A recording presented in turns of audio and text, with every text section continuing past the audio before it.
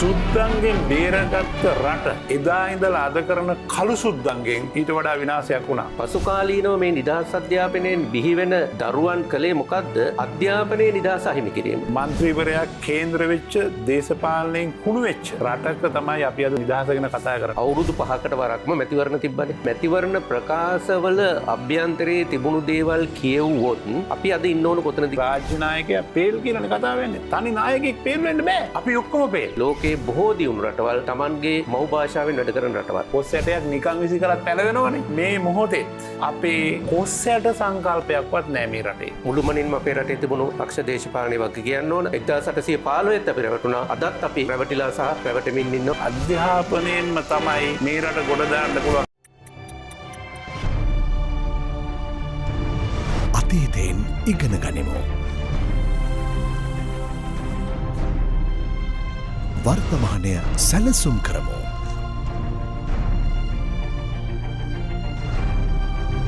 අනාගතය හැඩගස්වමු.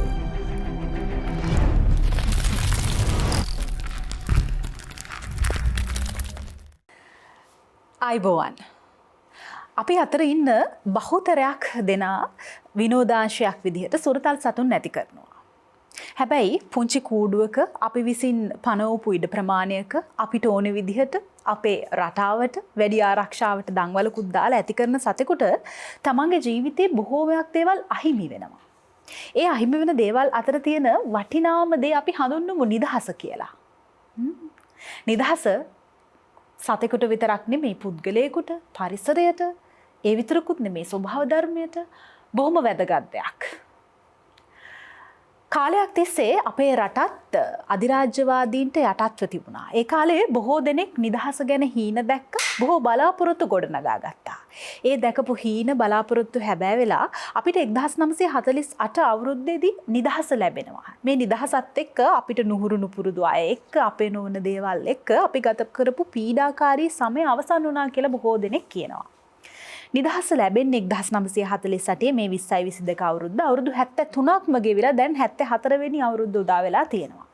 දැන් 48 නිදහස ලබා ගන්න කලින් අපි බලාපොරොත්තු වුණ දේ සිද්ධ වෙලා තියෙනවද? ඔබ දන්නවා මේ වෙද්දී අපේ රට අර්බුද රැසකට මුහුණ දෙමින් ඉන්නවා. නිදහස ලැබෙන යුගයේදී මේ තිබ්බ ප්‍රශ්න තිබෙන්නේ නැහැ කියලාත් බොහෝ දෙනෙක් කියනවා. ඒ නිසා අපි සෝදානම් අද කාලාත්‍රේ කතා බහ තුලින් මේ ගැන කතා කරන්න නිදහසේ. අද අපි තෝරගත්ත මාතෘකාව නිදහස්ද. මේ ගැන කතා කරන්න අද අපි මේ පිළිබඳව සුවිශාල දැක්මක් තියෙන අපේ රටේ ඉන්න කීර්තිමත් දෙපළකට ආරාධනා කරා. දෙපළ ඇවිදින්න ඉන්නවා. ආරාධනා කරපු දෙපළ මුලින්ම හඳුන්වලා දෙන්න සාකච්ඡාව ආරම්භ කරන්න කලින් අද අපිත් එක්ක එකතු වෙලා ඉන්නවා ජ්‍යෙෂ්ඨ මහාචාර්ය පැට්‍රික් රත්නායක මහත්මයා. ඒත් එක්කම කාලාත්‍රේ කතා බහ සඳහා අද සහභාගී වෙනවා ජ්‍යෙෂ්ඨ මහාචාර්ය මයුර සමරකෝන් මහතා. දෙදෙනාටම ආයුබෝවන්. මහාචාර්යතුමා මේ මම ආරම්භයේදී කිව්වා වගේ 48 ඉඳලා අපිට මතක ඇති කාලෙත් ඒ වගේ මිස්සරත් කරන්න නැති ජාතික දජය ඔස්සවලා ජාතික ගීය ගායනා කරලා පිරිසක් එකතු වෙලා නිදහස සමරනවා. ඔය කියන සැමරුම විතරද නිදහස එතනින් හමාර කරන්න පුළුවන්ද අපිට? මම හිතන්නේ තාම කාලීන පැය ගානක් කතා කරන්න පුළුවන් අපූර්ව මාතෘකාවක් නිදහස සැමරුමක් පමණද? ඒකට තනි උත්තරයක් දුලාශි මගෙන් ඇහුවොත් රටටම කෑ ගහලා මෙහෙම කියන්න පුළුවන් ඔව්. ඔව් කියලා කියන්න පුළුවන් තනි උත්තරේ. හරියට වෙසක් වගේ. හරියට පොසොන් වගේ. හරියට අලුත් අවුරුද්ද වගේ. එතකොට පෙබරවාරි 4 වෙනිදාත් නිදහසත් ඒ වගේමයි. සමහර විට ඒ වගේම වැඩසටහනක් නොවන්නට අපි අද මේ වැඩසටහන කරමු කියලා මම කියන්නේ. මාත් එක්ක ප්‍රොෆෙසර් මයුර සමරකෝන් ඉන්නවා. දුලාශි අපි තුන්දෙනාම එකතු වෙලා වැඩසටහනොත් ඒ විදිහටම එක නාලිකාවල හැම අවුරුද්දෙම අපි දකිනවා. එතකොට ඇත්තටම සැමරුමක් පමණයි මෙතෙක්. නමුත් අපි එහෙම නොවන්නට අපි කතා කළ යුතුයි, ඒ පිළිබඳව සාකච්ඡා කළ යුතුයි. ඇත්තටම නිදහස කියන එක මම මේ පැත්තට ආපහු දුලාශිගෙන් මම රටටම ඇහෙන්න මම ආසයි මෙහෙම අහන්න. හරි? ඔබ සම්ප්‍රවේශනය සඳහා මගෙන් ප්‍රශ්නයක් අහනවා, මං අහනවා ඔබෙන් ප්‍රශ්නයක්. දැන් 1948 අපි සුද්දන්ගේ නිදහස ලැබුවනේ. එංගලන්තයෙන් නිදහස් වුණා. දැන් දුලාශි මේ යෞවනේ ඉන්න කෙනෙක් අද තරුණ නියෝජනය අපි දෙන්න තව මැදිවිය ඉක්මවන තැන ඉන්න වෙනම නියෝජනයක්. අපට නිදහස දැනුණු විදිහයි ඒ නිදහස ගැන අහන ඔබ නියෝජනය කරන ඒ යෞවනයේ ඉන්න තරුණ කණ්ඩායම රටක ජවය. අද අපි 1948 ගත්ත නිදහස ඇත්තටම නොගෙන තිබ්බනම් හොඳ නැද්ද කියලා මට අහන්න හිතෙනවා. එතකොට අපිට එංගලන්තේ පාස්පෝර්ට් එකනේ තියෙන්නේ. දැන් මේ ළඟදී අපේ රටේ ගමන් බලපත්‍රය නිර්මාණය කිරීමේ කමිටුවේ අපි 3 දෙනෙක් පත් කරලා ඉන්නවා මාත් ඉන්නවා. අපි පිටු 48කට දැන් පාස්පෝර්ට් එක නිර්මාණය කරලා තියෙන්නේ. ඒ වෙලාවේ මේ මේසෙට මාත් ඒ කමිටුවේ අනිත් අයත් ලෝකේ තියෙන පාස්පෝර්ට් බොහෝ දේවල් ගෙන්න ගත්තා. මේ ගෙන්නගත්ත පාස්පෝර්ට් අතර ගමන් බලපත්‍ර අතර ලංකාවේ එංගලන්ත පාස්පෝර්ට් එක තමයි මට ලස්සනම පාස්පෝර්ට් එක. ඒ නිදහස ලබන්න ඉස්සෙල්ලා. ඉතින් මට හිතෙනවා මේ පාස්පෝර්ට් එක කොච්චර හොඳද කියලා. ඒ පාස්පෝර්ට් එක අපිට තිබ්බනම් මේ දුලාශි මම මහාචාර්ය මායිවර අපිට වීසා ඕනේ නැහනේ. ඇමරිකා යන්නවත් එංගලන්තේ යන්නවත්. දැන් එංගලන්තේ ඉන්න හොරු තක්කඩි ටික ගිහිලා දාපු දූපතනේ අර ඇබෝර්ජින්ලාගේ මේ ඕස්ට්‍රේලියාව. අපිට අර පාස්පෝර්ට් එක අහිමි කරගෙන දැන් හොරෙන් යනවා මේ හොරු ගිහිල්ලා දාපු දිවයිනට අපේ මිනිස්සු. ජීවිතේ එපා කියලා ගිහලා සමහරු මැරෙනවා. දැන් එහෙ එන්න එපා කියලා දැන්නිනුත් යනවා. ඉතින් මට හිතෙනවා ඇත්තටම මේ නිදහස දැන් අද ඉන්න දුලාශ නියෝජනය කරන පිරිසට දුන්නොත් පෙස්සමක් අස්සම් කරන්න කියලා මේක ආපහු බාර දෙන්න කියලා එංගලන්තෙට මම අනිවාර්යයෙන්ම දන්නවා මේ වගේ කාලයක නම් තරුණ අය නෙමෙයි ආච්චිලා සීලත් ඇවිල්ලා කොහෙන් හරි මේ අසන දානවා. ඉතින් ෂෝක්නේ එංගලන්තේ පාස්පෝර්ට් එක තිබ්බනම්. ඉතින් අපිට මොකද්ද ප්‍රශ්නයක් නැහැ නේ. ඉතින් මේ වෙනකොට මම හිතන්නේ අපිට ඒ කාලේ අර යටත් යුතුයගේ වගේ වෙන්නේ නැහැ.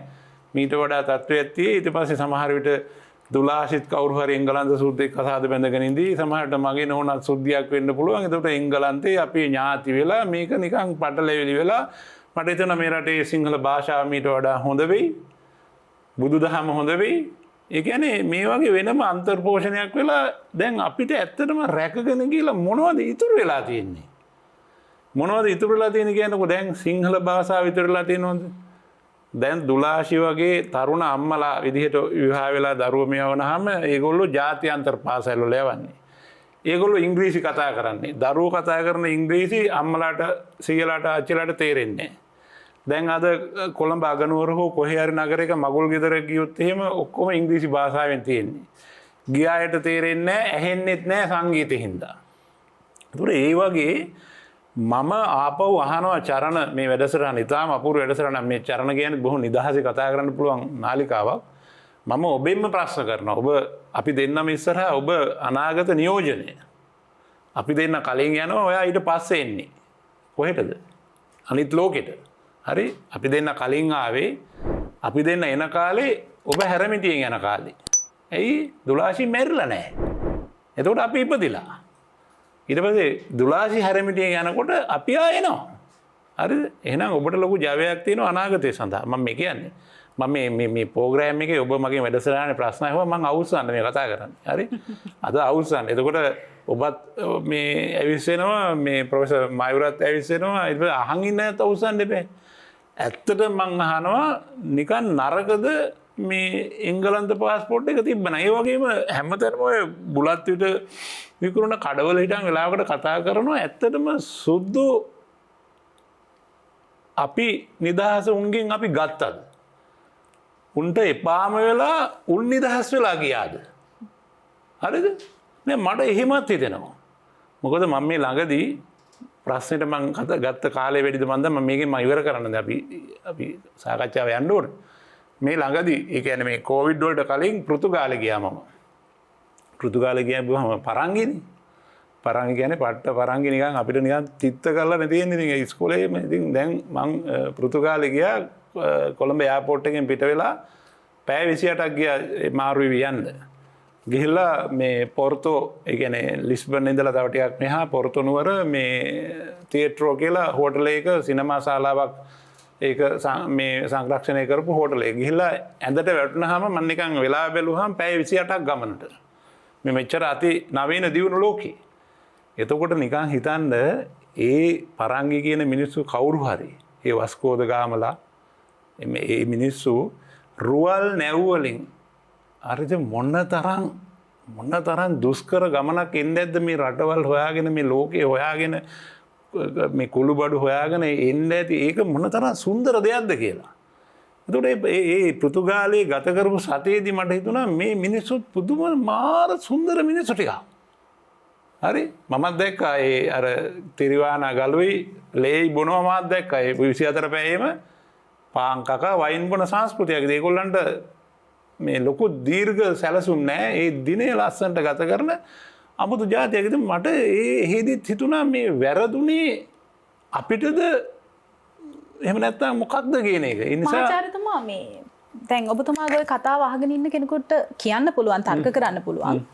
මගේ මතය නෙමෙයි මේ කෙනෙකුට මේ කතාව අහගෙන තර්ක කරන්න පුළුවන් මේ මහාචාර්යවරයා තාමත් යටත් විජිතවාදී චින්තනයෙන් දින්නේ කියලා. නෑ නේද යටත් විජිත චින්තනය කියන්නේ දැන් අපිට දැන් මේ කතා කරනකොට අතීතය ගෙනල්ලා වර්තමානයේ ඒවා නිවැරදි කරන්න බෑ. එතකොට වීර පුරන්අප්පු ගොංගාලේ ගොඩබණ්ඩලා ඒ වගේම කුඩාපොළ හාමුදුරුවෝ ඒ කරපු ඒ අභිහිත සටන ඒක අපි අගය කරන ඒක ඒ ලෙසම සිදුවිය යුතුයි. සමහරට ඒ සටන් වල හිටපු අපිම වෙන්න ඇති මැරිලා ඉපදිලා ඉන්නේ. ඒක කවදාවත් වැරදි වෙන්නේ නැහැ. හැබැයි සුද්දන්ගෙන් බේරගත්ත රට එදා ඉඳලා අද කරන කළු සුද්දන්ගෙන් ඊට වඩා විනාශයක් වුණා. මම විවෘතව ආරාධනා කර ඕන දැනකට මං කැමති වාද කරන්න. ඉඳ සුද්දන්ගෙන් වෙච්ච හානියකුත් තියෙනවා. ඒක අපිට ඒ පෘතුගීසි පාලනයේ ඉඳලා ඉංග්‍රීසි දක්වා ඒ යටත් යුද්ධ යුගය ඒ කාලේ අතරවාරයේ ඒකට එරෙහිව සටන් වෙදිච්ච වැලිපිට අසරණ සරණ සරණංකර හාමුදුරුවෝ. ඒ හාමුදුරන්ට පින් සිද්ධ වෙන්න තමයි අද ඔබ ජේෂ්ඨ මහාචාර්ය කියලා මාවත් ජේෂ්ඨ මහාචාර්ය කියලා මයුර සමරකෝන් මහතා අප දෙපළම කැඳවන්නේ ඒ උන්වහන්සේ ආරම්භ කරපු සටනේ ඵලයක් විදිහට තමයි ශ්‍රී ජයවර්ධනපුර විශ්වවිද්‍යාලය කැලණි විශ්වවිද්‍යාලය අද තියෙන්නේ. ඒ නිසා ඒවා එල්ලෙසම අපි අගය කරනවා. ඒ අතීතයට අපි ගරු කරනවා. හැබැයි 1948 මම විශ්වාස කරනවා ඒ ප්‍රජාතන්ත්‍රවාදී ක්‍රමය තුළ පළවෙනි අග්‍රාමාත්‍යවරයාත් එන්නේ කුමන්ත්‍රණයකින්. මට හිතෙනවා ඩී.එස්. සේනානායක වෙනුවට ඩී.එස්. සේනානායක මහමාන්‍ය එතුමා වෙනුවට සර් ඩී.බී. ජයතිලක මං අහලා තියෙනවා. එතුමා මේ රටේ රාජ්‍ය නායකයා වෙන්න ඉඩ තිබුණා. අපේ ගමන එහෙම නම් වෙනස් වෙනවා. මම හිතන්නේ මායිකලා මහාචාර්ය මයුරත් එකඟ වෙයි. අපේ බොහෝ දේවල් අපට අනන්‍ය විදිහට රට නියෝජනය විදිහට නොවේ සිද්ධ වුණේ. යම් කණ්ඩායම් අදත් එහෙමයි. අද මේ රටේ බලය සියලු දේවල් තියෙන්නේ යම් කණ්ඩායමක් අත පමණයි. ඒක සංකල්පයක්. කාටවත් ඇඟිල්ල දික් කරන්න බෑ තනියෙන්. දැන් අද ඔබ දන්නවා රටේ හැමතැනම කියනෝනේ රාජ්‍ය නායකයා පේල් කියලානේ කතා වෙන්නේ. තනි නායකයෙක් පේල් වෙන්න බෑ. අපි ඔක්කොම පේල්. එදා ඉඳලා බැලුවොත්. එහෙනම් අපි පාස් වෙන්න ක්‍රමය හොයන්නට ඕන. එහෙම නැතුව පුජ්‍යලේ පාට පක්ෂයක් එක්කලා කතා කරන යුගයේ සම්පූර්ණයෙන්ම අවසන් වෙලා තියෙනවා. ඒ නිසා අපි එහෙම අපූර්ව මං හිතන්නේ මේක දැන් ඇල්ෆා ඉරා එකේ අවසානයේනේ 2024 කියන්නේ. ඊට පස්සේ මොකද්ද වෙන්නේ? ඒ නිසා අපි සියලු දෙනා ඊට වඩා නිදහස්ව අපි කල යුත්තේ කුමක්ද කියන එක මේ රටේ සියලුම දේවල් ප්‍රාථමික පාසලේ ලදරු පාසලට ළමයා දාගන්න එකේ ඉඳලා മന്ത്രിවරයා කේන්ද්‍ර වෙච්ච දේශපාලනයෙන් කුණු වෙච්ච රටක තමයි අපි අද මේ නිදහස ගැන කතා කරන්නේ. ඉඳලා ඒ කේන්ද්‍රීය සාධකය මහා පොදු ගුණාකාරය අපි යම් ආකාරයකට සංකල්ප විදිහට වෙනස් කළ යුතු දේ මහ ජනතාව සතුව තිබෙන දෙයක්. ඒ නිසා කිසිම කෙනෙකුට ඇඟිල්ල දික් කරන්න බෑ. මොකද තනි පුජ්‍යලයකට අපිට ඇඟිල්ලක් දික් කරන්න බෑ. ඒ නිසා සමහරවිට කියනවා 1948 ඉඳලා මේ වෙනකන් රජකම් කරපු පාලනය කරපු කියලා ඇඟිල්ල දෙන්න බෑ. නොකල බල වේගත් වගේ කියන්නට ඕන. ඒ නිසා මම මේ වෙලාවේ කියනවා මේ සෑම පක්ෂයක් විදිහට ගත්තාම ඒ වගේම ත්‍රස්තවාදී විදිහට තිබුච්ච LTT වගේ සංවිධාන ඒ නායකයෝ ඒ වගේම තමයි මේ මිනිස්සුත් එක්ක විනාශ වෙලා ගිය එනර්ජි එක ප්‍රභාකරණුත් වටිනා මිනිස්සෙක් වෙන්න පුළුවන්. රෝහණ විජේවීර මහතා වටිනා මිනිස්සෙක් වෙන්න පුළුවන්. ඒ ජීවිත ඒ එනර්ජි ඒ හැම එකක්ම අපේ නිදහස් ශ්‍රී ලංකාවේ යම්කිසි අරමුණකට යෙදුණා නම් ප්‍රභාකරන් හදපු ඉරණමඩු ගුවන් තොටුපොළ මහ විශාල ගුවන් තොටුපොළක්. හරි මහ විශාල ගුවන් තොටුපොළක්. මම මේ කතාව අපේ රාජ්‍ය නායකයා හිටපු මහින්ද රාජපක්ෂ හිටපු ජනාධිපතිතුමාට මං කියලා දෙනවා ඔබතුමා ගුවන් තොටුපොළ මත්තල නොහදා ලෝකෙම රට වනසන්ඩ ප්‍රභාකරන් ඉරණමඩු ගුවන්තලය හදලා ඒක වැඩ ඉවර නොකර තිබුණේ. එතන හැදුවනම් අද මුළු ලෝකෙම අවධානය එතෙන්ට යොමු වෙනවා. මං හිතන්නේ මං එතුමටත් කියලා තියෙනවා ඒක වෙනම සංකල්පයක්. ඉතින් අපි ඒවා එකින් එක අපට ගොඩනගාගත යුතුව තිබුණේ මීට වඩා දියුණු ඉලක්ක සහගත අරමුණක් ඔස්සේ. හොඳයි. මහාචාර්යතුමා මං ඒ ප්‍රශ්න මාර්ගන ඔබතුමා ගාවට එනවා. ඔබතුමාට පුළුවන් මේ පිළිතුරේ නවත්තපු තැනින් පටන් ගන්න. 48 ඉඳලා මේ දක්වා අනන්තවත් නිදහස් උත්සව තියෙන්නේ නැති, අනන්තවත් දේවල් නිදහස වෙනුවෙන් කරන්නේ නැති ඒ ප්‍රමාණවත්ද? ඔව් දැන් ඇත්තටම නිදහස් උත්සවය පිළිබඳව කතා කරොත් අපි සැබෑවටම දැන් මේ ප්‍රශ්නය දැන් මේ අපි මේ නිදහස සමරන්නේ සැමරිය යුතු නිදහසක්ද කියන එක අපි මං හිතන්නේ මේ මෙතෙන්දී අපි මේ ප්‍රශ්නය නැවතත් අපේ නරඹන්නන් මෙතන ඉන්නවා. මම හිතන්නේ නැවත අපිට අවශ්‍ය වෙන්නේ ඔවුනුත්ගෙත් මේ පිළිබඳව යම් කිසි ආකාරයකට ඔවුන්ගේ දැක්මට අපේ දැක්ම එකතු කරන්න. මම හිතන්නේ අපි 1815 මාර්තු 2 වෙනිදා මහනුවර මගුල්මඩුවේදී රටම බාර දෙනවා. යුරෝපීය ජාතිකයන්ට ඉංග්‍රීසි ජාතිකයන්ට උඩරට ගිවිසුමෙන් මුළු රටම බාර දෙනවා. ඊට පස්සේ ඇති වූ සියලුම කැරලි දෙකක් මේ නිදහස සමහර අය කියනවා අපිට නිදහස ලැබුණේ කිසිදු ආකාරයකින් හෝ ලේ බිඳක් හෝ නොසල්වා කියලා. ඒක වැරදි. කියන්නේ 1815 බාර දුන්නට පසුව 1818 සහ 1848 ඉතාමත්ම දරුණු ආකාරයේ කැරලි දෙකක් ඒ විදේශිකයන්ට එරෙහිව ඇති වෙලා තිබෙනවා.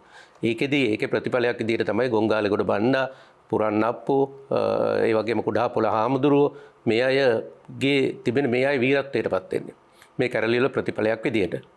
හැබැයි ඊට පසුව අපිට බොහොම සාමකාමී විදිහට පසුකාලීනව 1815 අපි රට විදේශිකයන්ට ලියලා දුන්නට පස්සේ ඇත්ත කතාව ඒක අපි බොහොම කිසිම කරදරයකින් තොරව විදේශිකයන්ට බාර දුන්නට පස්සේ ඒ විදේශිකයන් අපේ මුළු රටම ආධිපත්‍යයට යටත් කරනවා. ඔවුන්ගේ වැවිලි, අපේ ගම්නියම් ගම්වල තිබුණු සංස්කෘතිය, සදාචාරය, සිරිත් විරිත් මේ සියල්ලම බටහිර සමාජයට ආදේශ වෙන විදිහට තමයි කටයුතු කරගෙන යන්නේ. හැබැයි මේක මේන් මුදවා ගැනීම සඳහා යම් ව්‍යාපාර තිබුණත් අපේ සංස්කෘතිය පිළිබඳව කතා කරනකොට කියනවා සංස්කෘතික විසරණයක් පිළිබඳව. ඒ කියන්නේ මහා සංස්කෘතියක තිබෙන දේවල්, කියන්නේ ප්‍රබල සංස්කෘතියක තියෙන දේවල් ඊට වැඩිය අඩු සංස්කෘතියකට ගලාගෙන එනවා කියලා. අන්නේ ඊටාත්ම ප්‍රබල විදියට ඒ බටහිර සංස්කෘතිය අපිට ගලාගෙන එන්න පටන් ගත්තා. ඊට පස්සේ අපේ මධ්‍යම පන්තිය විශේෂයෙන්ම මධ්‍යම පාන්ති කියන්නේ බටහිර අධ්‍යාපනය, විශේෂයෙන්ම මිෂනාරි අධ්‍යාපනය, ඒ වගේම තිබුණු බෞද්ධ අධ්‍යාපනය, බිඳවැටලේ මිෂනාරි අධ්‍යාපනය වැළඳ ගන්න පටන් ගත්තා. අපේ යුරෝපීය ඇඳුම කියන එක අපේ ප්‍රධානම ඇඳුමක් බවට පත් වුණා. ඒ වගේම හැඳිගෑරුප් වලින් කන එක මං හිතන්නේ අපි බත්මාලු අතින් අනාගෙන කන්න ඕන තැන අපි මං කොස් ඇට මුරුංගා වගේ දේවල් පවා අපි හැඳිගෑරුප් වලින් කන්න පටන් ගත්තා. බොහොම ආයාසයකින් අමාරුවකින් ඒව කන්න පටන් ගත්තා. මොකද එතන තිබුණ අර සංස්කෘතිකමය ලක්ෂණ. එතකොට මේ සංස්කෘතිකමය ලක්ෂණ හරහා අපි මෙන්න මේ වගේ ඒ බටහිර සංස්කෘතිය තමයි මේ සංස්කෘතිය මුදුන්මල්කඩ. ඇත්තටම මම හිතන්නේ වික්ටෝරියා මහරජින ඇතුළු එංගලන්තයට අවශ්‍යලා තිබුණේ ඒක. ඒ යුගයේදී. ඒ කියන්නේ මේ මුදුන්මල්කඩ තමයි එංගලන්ත සංස්කෘතිය කියන එක එංගලන්ත ශිෂ්ටාචාරය කියන එක තමයි ස්ථාපිත කරන්න ඕනලා තිබුණේ. හැබැයි අපි ඊටාත්ම හොඳින් අපිම මේක ලියලා දීලා අපි මේ ස්ථාපිත කරන්න පටන් ගත්තා. ඉතින් මේකේ අවසාන ප්‍රතිඵලය වෙන්නේ අද වෙනකොට එහෙමනම් අපි මේකෙන් මිදලා තියෙන්න ඕන. අපි 1948 පෙබරවාරි 4 වෙනිදා නිදහස ලැබුවා නම් අද වෙනකොට අපිට එයි කියලා එහෙමනම් අපේ සංස්කෘතිය අනන්‍ය වූ සංස්කෘතියක් අපිට තියෙන්න ඕන. අනන්‍ය වූ අධ්‍යාපන ක්‍රමයක් තියෙන්න ඕන. අනන්‍ය වූ දේශීයත්වයක් තියෙන්න ඕන. හැබැයි අපි අද මේ සියලුම දේවල් අපේ අධ්‍යාපනය ගන්න. අපේ අධ්‍යාපනය අපි බටහිර අධ්‍යාපනය තාමත් තරයි යන්නේ. එතකොට ජ්‍යෙෂ්ඨ මහාචාර්ය පැට්‍රික් රත්නායක දන්නවා අද වෙද්දී ලංකාවේ විශ්වවිද්‍යාලයකට බැඳෙන්න කවුරු හරි ආවොත් ඔබ කොහෙන්ද ආචාර්ය උපාධිය ගත්තේ ඔබ කොහෙන්ද ඉගෙන ගත්තේ කියලා කිව්වොත් මම ඉගෙන ගත්තේ ඔක්ස්ෆර්ඩ් මම ඉගෙන ගත්තේ ඕස්ට්‍රේලියා මොනෑෂ් මෙල්බර්න් කියලා කිව්වොත් අපේ ඉන්න දේශීය උගතුන්ගේ ඇස් උඩ යනවා. ෂා නියමයිනේ කියලා කියනවා. හැබැයි මම ඉගෙන ගත්තේ විද්‍යෝදය මම ඉගෙන ගත්තේ විද්‍යාලංකාර කියලා කිව්වොත් පොඩ්ඩක් අර ප්‍රශ්න අහන ප්‍රමාණය වැඩි වෙනවා. එතකොට පුද්ගලික අත්දැකීමක් ගැනද ඔබ අපේ විශ්වවිද්‍යාල පද්ධතියේ අපි මම අවුරුදු 28ක් දැන් ආචාර්යවරයෙක් විදියට ඉන්නත් මේ අත්දැකීම් මේවා මේ අර කියන්නේ මොනවාද ෆස්ට් හෑන්ඩ් ඉන්ෆර්මේෂන්. එතකොට හැබැයි සමාජය ඇතුළෙත් එහෙමනේ. සමාජය ඇතුලේ උගතුන් බුද්ධිමතුන් කියලා විදියට සැලකුවේ මේ බටහිර අධ්‍යාපන ලත් අය. හැබැයි මෙහෙම එකකුත් තියෙනවා. අපි බටහිර අධ්‍යාපනයේ අපේ මුදුන්මල් කඩ කරගත්තට බටහිර සංස්කෘතිය අපේ මුදුන්මල් කඩ කරගත්තද අපිට බටහිරින් ලබා ගත යුතු අර අනිකුත් දේවල් ලබා ගැනීමේදී අපි පසුගාමී වුණා. විශේෂයෙන්ම නීතිය අද අපිට තියෙන්නේ මොකද්ද? නීතිය අපි බටහිර නීතිය පිළිබඳව කතා කරාට බටහිර නීතිය පිළිබඳව කතා කරාට අපි ඒක ගත්තේ නැහැ. අපි ඒක අපිට ගැලපෙන විදිහට හදාගත්තා. අපිට තාමත් තියෙන්නේ වල්වැදී ගිය නීතියක් අපිට තියෙන්නේ තාමත්. තාමත් අපි පාරේ වාහනයක් පදවගෙන යන්න දන්නේ නැහැ. අපේ තාමත් තිබෙන අර පැරණි අපි කියන්නා වූ අර මහා සංස්කෘතියක් තියෙනවා කියලා කියන අපේ තිබෙන ගෝත්‍රිකත්වය, ම්ලේච්ඡත්වය පොඩ්ඩක් පාරට බැස්ස ගමන් අපිට දැක් ගන්න පුළුවන්. අපි බටහිරින් ගත්ත ආටෝප. හැබැයි අපි බටහිරින් ගත්තේ නැහැ නීතිය ගත්තේ නැහැ. එතකොට අපි ගන්න ඕන දේවල් ගත්තේ නැහැ. ඊගාවට දැන් අපි ගත්තොත් එහෙම අපි මේ සුද්දගෙන් නිදහස් වීම කියලා කියනවා. ඇත්තටම ගත්තොත් තාමත් අපි එහෙම සුද්දගෙන් නිදහස් වෙලා නැහැ. එතකොට අපි අද හොඳ දේවල් විදියට අපි උදාහරණයක් විදිහට ගත්තොත් එහෙම අපි අද තාමත් අපි මහාචාර්යතුමා කියපු වගේ තාමත් අපි මංගල උත්සවයකට ගියොත් එහෙම බොහොම ආයාසයෙන් හැඳිගෑරුප පාවිච්චි කරලා කාලා බඩගින්න ඇවිල්ලා යම්කිසි මුදල කුජ්ජවල ඇවිල්ලා ගෙදරට ඇවිල්ලා හොඳට තියෙන දේක් බලලා අතින් කාලා බඩ පුරව ගන්න තත්ත්වයක ඉන්නේ. අතින් කණායට හිනත් වෙනවා සමහර. අතින් කණායට hina වෙනවා. ඒතකොට අපි දැන් නම් ටිකක් වෙනස් වෙලා තිබෙනවා. ඉස්සර අපි කිව්වොත් එහෙම මට ඔය ලොකු හෝටලයකට ගිහලා කිව්වොත් එහෙම මට ෆින්ගර් බෝල් එකක් දෙන්න පුළුවන්ද කියලා ඇහුවොත් කෙලින්ම පෙන්නන්නේ වොෂ්රූම් එක පෙන්නන්නේ. ඒ කියන්නේ එතනට ගිහිල්ලා සිංක් එකට අත හොද ගන්න කියලා. ඒතකොට දැන් නම් ටිකක් වෙනස් වෙලා තියෙනවා. දැන් මේ විවිධ සමාජ මාධ්‍ය වගේ තත්ත්වයන් හින්දා අපි මේවා වෙනස් වෙලා තිබෙනවා. හැබැයි මෙන්න මේ බටහිර ආධිපත්‍යයෙන් අපිට මිදෙන්න පුළුවන් වෙලා තියෙනවාද? අපි තාමත් අධ්‍යාපනය කියලා කරන්නේ මොකද්ද? අපි අලුත් දේවල් හොයාගන්නේ නැහැ. අපිටම කියලා අපි නිෂ්පාදනය කරගෙන තිබෙනවා. අපි මොනවද අලුතෙන් නිෂ්පාදනය කරන්නේ? අපි තවමත් වෙසක් එකට පත්තු කරන බල්බ් වල පවා අර චයිනීස් මකරාගේ පාට තියෙන බල්බ් ටිකක් ගෙනල්ලා එල්ලලා අපි හිතාගෙන ඉන්නවා මේ බුදුරැස් වලල්ලේ පාට කියලා. ඉතින් මහාචාර්යතුමා තාමත් නීතිය රෝම ලන්දේසිනේ. ඔව් නීතිය රෝම ලන්දේස් වුණාට නීතිය ක්‍රියාත්මක කිරීමේදී රෝම ලන්දේස් තමයි බටහිර සංස්කෘතියත් එක්ක අපිට ලැබෙන නීතියක තමයි මුලදීම සඳහන් කරේ. ඒ නීතිය පොත්වල තියෙන ඒ නීතිය ක්‍රියාත්මක භාවයේදී අපි දකින්නේ නැහැ තාම. ඒක නීතිය ක්‍රියාත්මක භාවයේදී අපි දකින්නේ නැහැ. ඒක නිසානේ අපිට දැන් සිද්ධ වෙලා තිබෙන්නේ එකම රටක් එකම නීතියක් කියන එකට කමිටුවක්පත් කරගන්න. කමිටු මොකටද? එකම රටක් එකම නීතියක් නම් අපේ තිබෙන නීතිය ක්‍රියාත්මක කරන අපරාධ යුක්තිය පිළිබඳව කටයුතු කරන පොලිසිය, අධිකරණය, බන්ධනාගාරය මෙන්න මේ ත්‍රිත්වය ඊටාත්ම හොඳින් ක්‍රියාත්මක නම් අපිට මං හිතන්නේ තවත් අමතර කමිටු පිටවන්න අවශ්‍ය වෙන්නේ. ඉතින් මේ වගේ අද අපි නිදහස සමරනකොට අපි මේ ඇවිල්ලා තියෙන ඊටාත්ම රටේ තියෙන්න පුළුවන් අපි ඇවිල්ලා තියෙන හාස්‍යජනකම තත්වය කරා අපි ක්‍රමයෙන් ඇවිල්ලා තියෙනවා.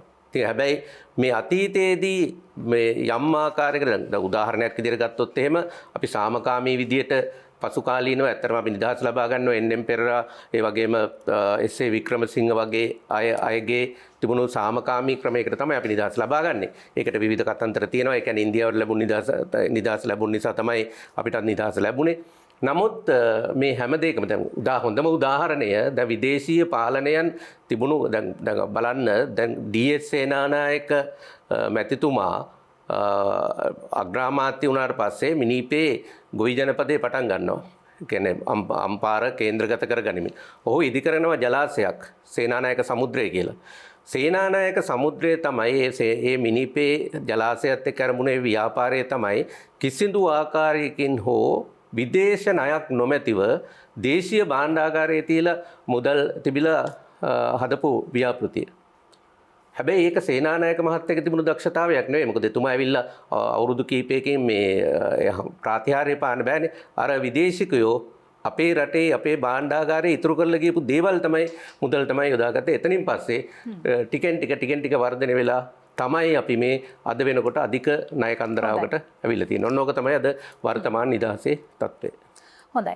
මහාචාර්යතුමා මෙතුමාගේ පිළිතුර තුළ නිදහස පිළිබඳව බොහෝ දේවල් ගැන කතා කරා. අපිට මේ හොඳ තැනකට අපේ සාකච්ඡාව අරගෙන එන්නත් පුළුවන් වුණා. ඒ පිළිතුරත් අරගෙන සාකච්ඡාවේ පිළිතුර තුළ මතුණු තැනකින් ඔබතුමාගෙන් යමක් අහන්න ඕනේ. හැබැයි ඊට කලින් අපි සූදානම් වෙන්නේ විරාමයක් ලබා ගන්න. විරාමයෙන් අනතුරුව අපි මේ ප්‍රශ්නවලට පිළිතුරු හොයාගමු මේ විද්වත් මණ්ඩලයේ.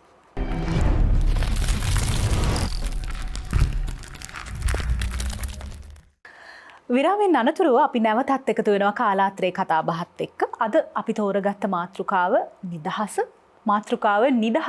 නිදහස්ද. මහාචාර්යතුමා මෙතුමාගේ පිළිතුර තුළ මතක් කරනවා තාමත් අධිරාජ්‍යවාදීන්ගේ අඳුරු සෙවණැලි අපේ සමාජය තුළ තියෙනවායි කියලා. නැවතිල්ල හිතලා බලපුවාම කතාව ඇත්තනේ. තාමත් අපි දකිනවා අපේ ගෙවත්තේ ලොකුවට ගෙඩියක් හැදුනොත් ඒක රටපුවක් නැත්තම් රටාඹ රට වට්ටක්කා ගෙදර ටිකක් පැහැපත් දරුවෙක් හිටුවොත් සුදුදුව නැත්තම් සුදු මහත්තයා ඒ වගේම අපේ රටේ අපි දකිනවා තැන්න හෝටන්ගේ කුළුණ ඩෝසන්ගේ චතුරාස්ත්‍රය ටොරින්ටන්ගේ හැබැයි අපි ශ්‍රී ලාංකිකයෝ වරින් වර අපි දකිනවා ජාතිකත්වය පිළිබඳව විවිධ රැලි මතුවෙනවා හැබැයි තවමත් අධිරාජ්‍යවාදීන්ගේ චින්තනය තුළ ඒ සෙවණැලියෙක් අපි ජීවත් වෙනවා මේක අපි රටක් විදිහට ඉදිරියට යාමේදී ලොකු අභියෝගයක් ගැටලුවක් කියලා බොහෝ දෙනෙක් කියනවා. ඔබතුමාගේ මතය මොකක්ද? අඳුරු සෙවණැලි නෙමෙයි. අඳුරු කිව්වහම කළුනේ. පට්ට සුදු සෙවණැලි. හරිද? මට මතක් වෙන්නේ ඉස්සෙල්ලා මතක් වෙන්නේ අර දැන් සිංහල හොඳම වචනේ පට්ට කියලා වචනේ දැන් කොල්ලෝ කියලා පාවිච්චි කරන්නේ. පට්ට කියන්නේ හොඳම. පට්ට. ඒ පට්ට සුදු ඇඳගෙන ඉන්න අය තමයි මට මතක් වෙන්නේ. හරිද?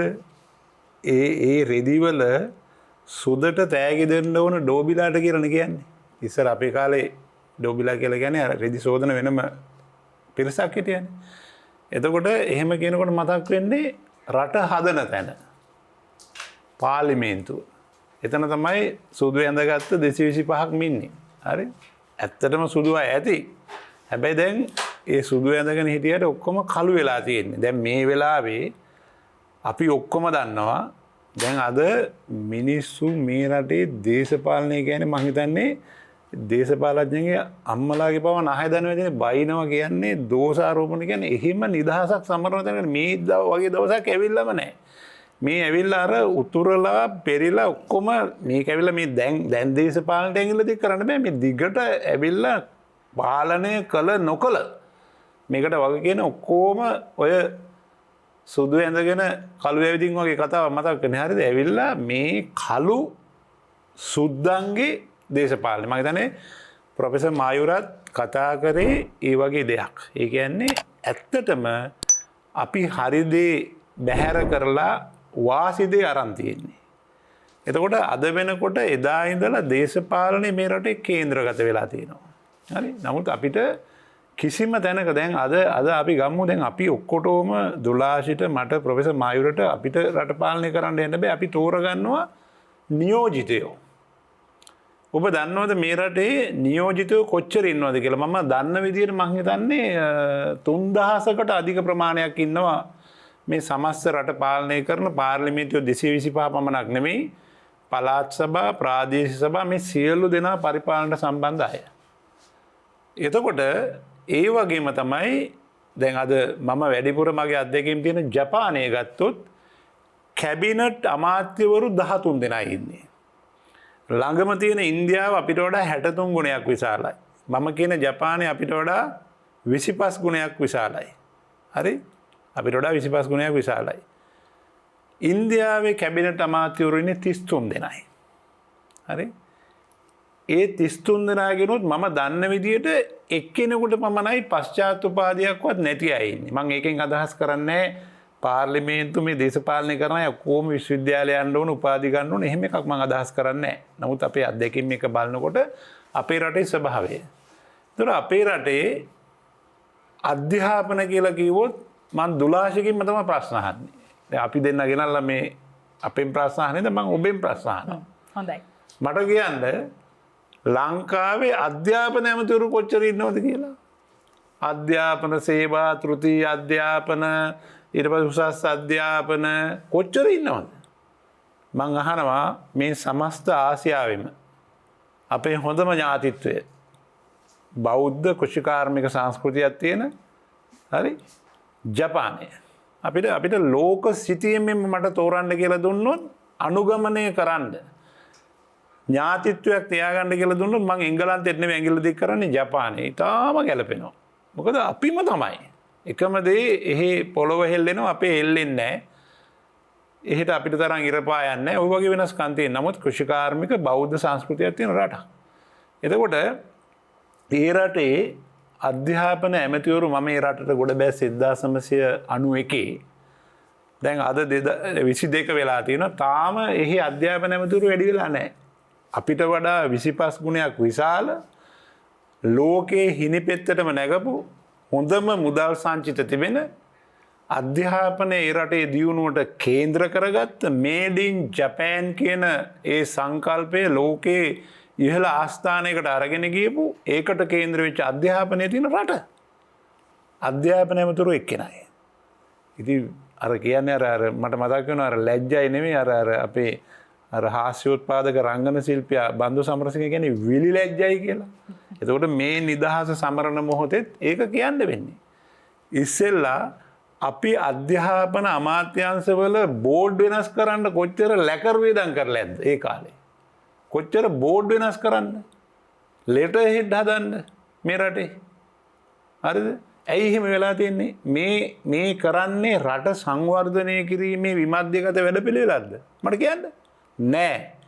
මිනිස්සු තියාගන්න ඕන ළඟ වටේ. ඒ හින්දා ඔයාටත් දෙන්න ඕන, මෙතුමටත් දෙන්න ඕන, තව අයට දෙන්න ඕන. එහෙම වෙලා දැන් තරහ වෙන්නේ ඇයි පාර්ලිමේන්තුවේ ඉන්න මිනිස්සු?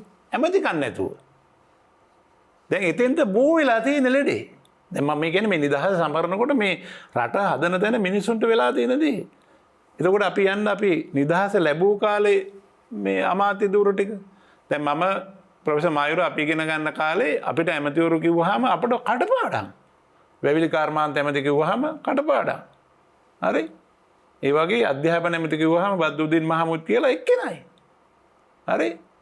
සංස්කෘතික ඇමති කියලා කිව්වහම ELB හුරුල්ල කියලා එක්කෙනයි. හරි? ඒ වගේ ඒ දේවල් සිද්ධ වුණේ යම්කිසි නියාමනයක් එක්ක. අපිට නරකම නෑ එක යුගවල එක දේවල් අපිට තිබිලා තියෙනවා. නමුත් අද නම් මං හිතන්නේ රට හදන්න නෙවෙයිනේ පාර්ලිමේන්තුව යන්නේ. මම ඕන තැනක කෑ ගහලා කියනවා. පාර්ලිමේන්තුවේ ඉන්නෝනේ 225ක්. දැන් මං චරණයකට ඇවිල්ලා මං අභියෝග කරනවා. මාත් එක්ක නිදහසේ කතා කරන්න එනෝ නම් ඒ සෑම කෙනෙක්ම තමන්ගේ සුඛ විහරණය සඳහා ගිහිල්ලා ඉන්නේ. මට කියන්න පාර්ලිමේන්තුවට ගිහිල්ලා කවුරු හරි දුක් විඳින මිනිස්සෙක් එහෙම ඉන්නවද කියලා මේ කාලේ අපේ කාලේ හිටියා. සමා වෙන්න මහාචාර්යතුමා. ඉතින් ඔය කියන පිරිසව ඔය කියන තැනට යවුවේ ඔබත් මාත් නියෝජනය කරන අපි සතුව තියෙන පරමාධිපත්‍ය බලෙන්. පැහැදිලිවම අපිනේ යවුවේ වෙන කවුරුවත් නෙමෙයි. වෙන එංගලන්තෙන් ඇමරිකාවෙන් ආවේ නෑනේ. අපි කරන්නේ. දැන් හෙටත් මේක කරන්නේ අපිම තමයි. ඉතින් එතෙන්ට අපි අසරණ වෙලා තියෙනවා. අපි ඒ නිසා දැන් මම ඔබට කිව්වොත් මේ රට ඔබ නියෝජනය කරන තරුණ පිරිස මේ ළඟම තියෙන මාලදිවයිනට යන්නකෝ. මාලදිවයිනේ මේ ළඟදි මට එහි ඉන්න ඉංජිනේරුවෙක් දුරකථනයෙන් කතා කරනවා ඒගොල්ලන්ගේ සංවර්ධන වැඩපිළිවෙල. මම හිතන්නේ ප්‍රොෆෙසර් මායුරත් මේක දන්නවා ඇති. මාලදිවයිනේ මේ දැන් ඔන්න මෙන්න ගිලෙන්න තියෙන දූපත් එකක් තියෙන රටක්. සංචාරක ව්‍යාපාරේ පෙන්වන්න තියෙන්නේ මොකද්ද? නිල් පාට මොහොඳයි, සුදු පාට වැල්ලයි. මට වෙන මොනවා හරි කියන්නකෝ පෙන්වන්න තියෙන දේවල්. අපේ තරම් දේවල් තියෙනවද? නමුත් මම ඔබට දැන් අභියෝග කරනවා දුලාසිත තරහ වෙන්න එපා. දැන් අපි අපේ මොබයිල් එකේ මම මේ වැඩසටහන අහන අයට කියනවා. මේ තරුණ කෙල්ලකොල්ල හොඳට දන්නවා මේ ඩිවයිස් එක. අපි ගුවන් යාන සංසරණය පිළිබඳව ඇප් එකක් තියෙනවනේ. දැන් ඔන් කරලා බලන්න අපේ ලංකාවේ ගුවනේ මාලදිවයින ගුවනේ මං අභියෝග කරනවා. මං අද මේ චරණ වැඩසටහනට ආවේ මගේ මේ පර්මිට් වෙහිකල් එකෙන් ඒක තෑගි කරනවා මං. ගුවනේ ගුවන් යානා පුදුම විදිහට සැරිසරන්නේ අපේ ගුවනේ නෙවෙයි මාලදිවයින ගුවනේ. ඇයි? ලෝකෙම මේ කොවිඩ් කාලේ පුදුම විදිහට ඒගොල්ලෝ සංචාරක ව්‍යාපාරයෙන් මුදල් හම්බ කරා. ඒගොල්ලන්ගේ පැහැදිලි නියාමනයක් තියෙනවා. හැම කෙනෙක්ම වැඩ කටයුතු කරනවා. අපි ශ්‍රී ලංකාවෙන් ගියත් ඒ නියාමෙන්ට අනුව කටයුතු කරනවා. අපිට මේ නිදහස ලැබෙන වෙලාවෙත් අපිට ලෝකයේ අපිට අමුතු උරුමයක් තියෙන රටක් මේ ලංකාවේ පිහිටීම. අවුරුද්දෙම හොඳට ඉර පායනවා අර පෘතුගාලේ වගේ ඉර පැත්තෙන් යන්නේ නැහැ. පෘතුගාලේ රැයක් නැහැ. මං අර ගියපුවාම රෑ 12ටත් දවල්. අපිට එහෙම නැහැ. හොඳට මැද්දෙන් ඉර ගමන් කරනවා. හොඳ සුළම් පතනයක්, හොඳ ඉර පතනයක්. අවුරුද්දෙන් භාගයක් වහිනවා. භාගයක් වේලෙනවා. මේක ඊට අපූර්වතාවයක්. ඒ වගේම ජනේලෙන් අඹ කාලා ඇට විසි කරපුවාම වලලන්නේ නැතුව ඇට විසින් පැලවෙන රටක්. හරි? මේ රටේ තියෙන මහ පොළොවේ ශක්තිය අනුව බල්ලෙක්වත් බඩගින්නේ ඉන්නේ නැහැ. ඒක ඇවිල්ලා මේ රටේ මේ ආර්ථික සංවර්ධන හෝ මුදල් අමාත්‍යවරයාගේ ආශ්චර්යයක් නෙමෙයි. එහෙම කිව්වහම දැන් ඉන්න මුදල් ඇමති නෙමෙයි මං කියන්නේ සමස්ත මුදල් ඇමති වංශයට මං කියන්නේ. ඉතිහාසයට කෑ ගාලා කියන්නේ. අපි පොඩි කාලේ අපිත් එහෙමයි. අපිට ඒ තුන් වේල කාලා අපි හිටියේ කාගේවත් ආශ්චර්යයකට නෙමෙයි. ඒ හින්දා දැන් රටවල් කරන මිනිස්සු මං හිතන්නේ මොනවත් නොකර නිකන් හිටියනම් මං හිතන්නේ ගොයම පූදී හොඳට. මේ අනම්මනම් කරන්න ගිහිල්ලානේ දැන් මේ බල්ලෝ ගොයන් කන තැනටපත් උනේ අපි. හරිද? දැන් මේවා කතා නොකර බෑනේ. 12 දැන් මං අව ගෙන්න ගත්තා නම් බ්‍රේක් නැතුවම ගියාගෙන යන්න වෙනවා. ඇත්තටම නිකන් හිටියනම් හොඳ නැද්ද? අපි නිකන් හිටියනම් හොඳයි කියලා හිතනවා. මොකද අඹ ඇට වෙන ඇට වර්ග ඉබේ පැලවෙන රටක් නිකන් නඩු දාන්න ඕන වගේ මහ පොළොවට. හරි? එහෙම රටක්. අපට ගෙඩි දුන්නේ එහෙම. හරි? ඒ වගේම යල මහා වැඩ කරනවා. මම කියන ජපානයේ වැඩ කරන්නේ යල කන්නේ පමණයි. අනික කන්නේ නිකන් ඉන්නේ. හැබැයි පුදුම සහල් නිෂ්පාදනයක්. අදත් ඔබ හිතනවා ඇති මේ කතා කරන මොහොතේ ජපානයේ ප්‍රධාන ජීවනෝපාය වාහන නිෂ්පාදනය නෙවෙයි. තාක්ෂණය නෙවෙයි. කෘෂිකර්මාන්තය. ඒ වගේම තමයි ඒ රටේ කිලෝමීටරයක් යන්න කලින් පන්සලක් තියෙන රටක්. බුදුදහම. ඒ බුදුදහමත් අපේ බුදුදහම නෙමෙයි. අපේ තියෙන ඒක බුද්ධ සංකල්පයක්. එහෙ තියෙන්නේ ඊට වඩා වෙන සමාජවාදී ප්‍රතිපත්තියක් වගේ ඔක්කොම බුදු වෙන රටක්. ඉතින් ඒ වගේ වෙනස්කම් තිබෙනවා. මගේ දීර්ඝ අත්දැකීම් තියෙනවා. ඒ වගේම අධ්‍යාපනය කේන්ද්‍ර කරගෙන තමයි ඔවුන්ටත් විවිධ බලවේග තිබුණා. ඔවුන්ගේ ප්‍රධාන හතුරුවනේ කවුද? මෙදුලාශී ඇමරිකාවනේ. දැන් අද ජපානයේ ප්‍රධානම හොඳම හිතවතා කවුද? ඇමරිකාව. මහාචාර්යතුමා අර ජපානයේ ගොඩනැංවීම සඳහා මේ රටට ආදරය කරන දරුවන් කිහිප දෙනෙක් පිටරට යපු කතාවත් බොහොම ප්‍රසිද්ධ කතාවක් නේද? ඔව් මම හිතන්නේ ඒක ඉතාම හොඳයි. ඔබ මේ වෙලාවේ වටි මතක් කර. නෑ මට හිතෙනවා මට සමා වෙන්න ඕන මේ ප්‍රොෆෙසර් මයුර නිහඬව ඉන්නවා ගොඩක් කියලා මම මේක මේ කියන්න කියලා ඉවර කරන ප්‍රොෆෙසර් මයුරටත් මම හිතන්නේ මේක මේ ලස්සන කතාවක් මේ 12 යහන කතාව. මහාචාර්ය මයුර මේ ජපානයේ එක් ප්‍රධාන රජයන්ගේ ඉඳලා එහෙත් තිබුණා විමධ්‍යගත වෙච්ච රාජ්‍ය පාලනයක් රාජවංශයේ ඉඳලම. ඒ සෑම කෙනෙක්ම තරඟෙට වැඩ කරේ රට දියුණු කරන්න. ජපානයේ අපේ ගොඩාක් සමානකම් තියෙනවා දූපත් ඒ කියන්නේ ස්වාධීන ස්වරාජ්‍යයක් නෙතිබුණේ. අපෙත් තිබුණා ඒක. අපෙත් තිබුණානේ පරය කියන වචනයක්. පරය කියන්නේ අපි සුද්ධ අරුමුන් ගණන් ගන්නෑ. දැන් සුද්ධ දන්නේ නැනේ අපි උන්ව ගණන් ගන්නෑ කියලා. ඒගොල්ලෝ වැසිකිලි කැසිකිලි පාවිච්චියේදී টয়ලට් පේපර්ස් පාවිච්චි කරන එක අපි අතිශය නිග්‍රහ කරන જાතියන්නේ අපි. ඒ වගේම උනුත් අපි වතුර පාවිච්චි කරන ඉඳලා අපිව ගණන් ගන්නෙත් නෑ උන්. ඉතින් මේකට තමයි සංස්කෘතික අර ප්‍රභේද. හැබැයි මේ ලක්ෂණ වලින් අපි රටවල් දෙකම අනුුණයි. ඒතර ජපානයේ පුළුවන් තරම් බැලුවේ තමන්ගේ රට තුල මහත් අභිමාණයෙන් මේ රට දියුණු කරගන්න. හැබැයි ඒගොල්ලෝ මේජි අධිරාජයාගේ කාලෙදී මේක වෙනස් වෙනවා. නෑ අපි එළියට යන්න ඕන. හොඳම අධ්‍යාපනය එංගලන්තයේ තියෙනවා කියලා ඒගොල්ලෝ විශ්වාස කරනවා. ඒතර එංගලන්තය කියන්නේ ජපානයට දුරයි අපිට ළඟයි. ඒයිද අපි එංගලන්ත පාස්පෝර්ට් එකේ අයිතිකාරයෝ. හරිද? ඊට පස්සේ ජපානයේ දකුණු දේශයේ එක්තරා පළාත් සභාවකින් දැන්වීමක් පළ කරලා හොයාගන්නවා කොල්ලෝ 17 දෙනෙක්. මේක ලස්සන කතාවක් ප්‍රොෆෙසර් මයිරෝ. මේක රටටම කෑ ගහලා කියන්න ඕන දුලාශි මට අවස්ථාව දුන්නානේ. කොල්ලෝ 17 දෙනෙක් හොයාගන්නවා. කවුද මේ කොල්ලෝ 17 දෙනා?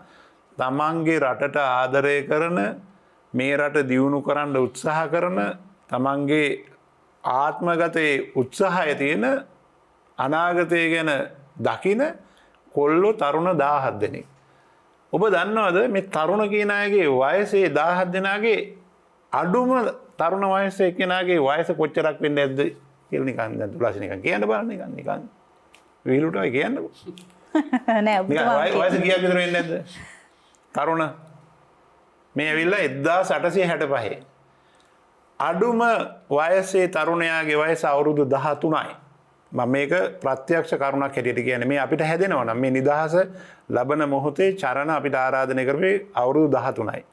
වැඩිම වයස එක්කෙනාගේ වයස අවුරුදු 31යි. මේ 17 දෙනාගේ 13 ඉඳලා 31 වෙනකම් පිරිස 17 දෙනයි. මේගොල්ලෝ කිසි කෙනෙකුට දැන් යන්නේ එංගලන්තේ. මොකටද යන්නේ? ගිහිල්ලා ඉගෙනගෙන ඇවිල්ලා අපේ රට හදන්න. මේ වැඩිහිටියෝ තෝරගන්නේ. එතකොට යන්න සූදානම් කරන්නේ නැවේ. ගුවන් යානා නැහැ. 1865 එංගලන්තයට යන්නේ නැවේ.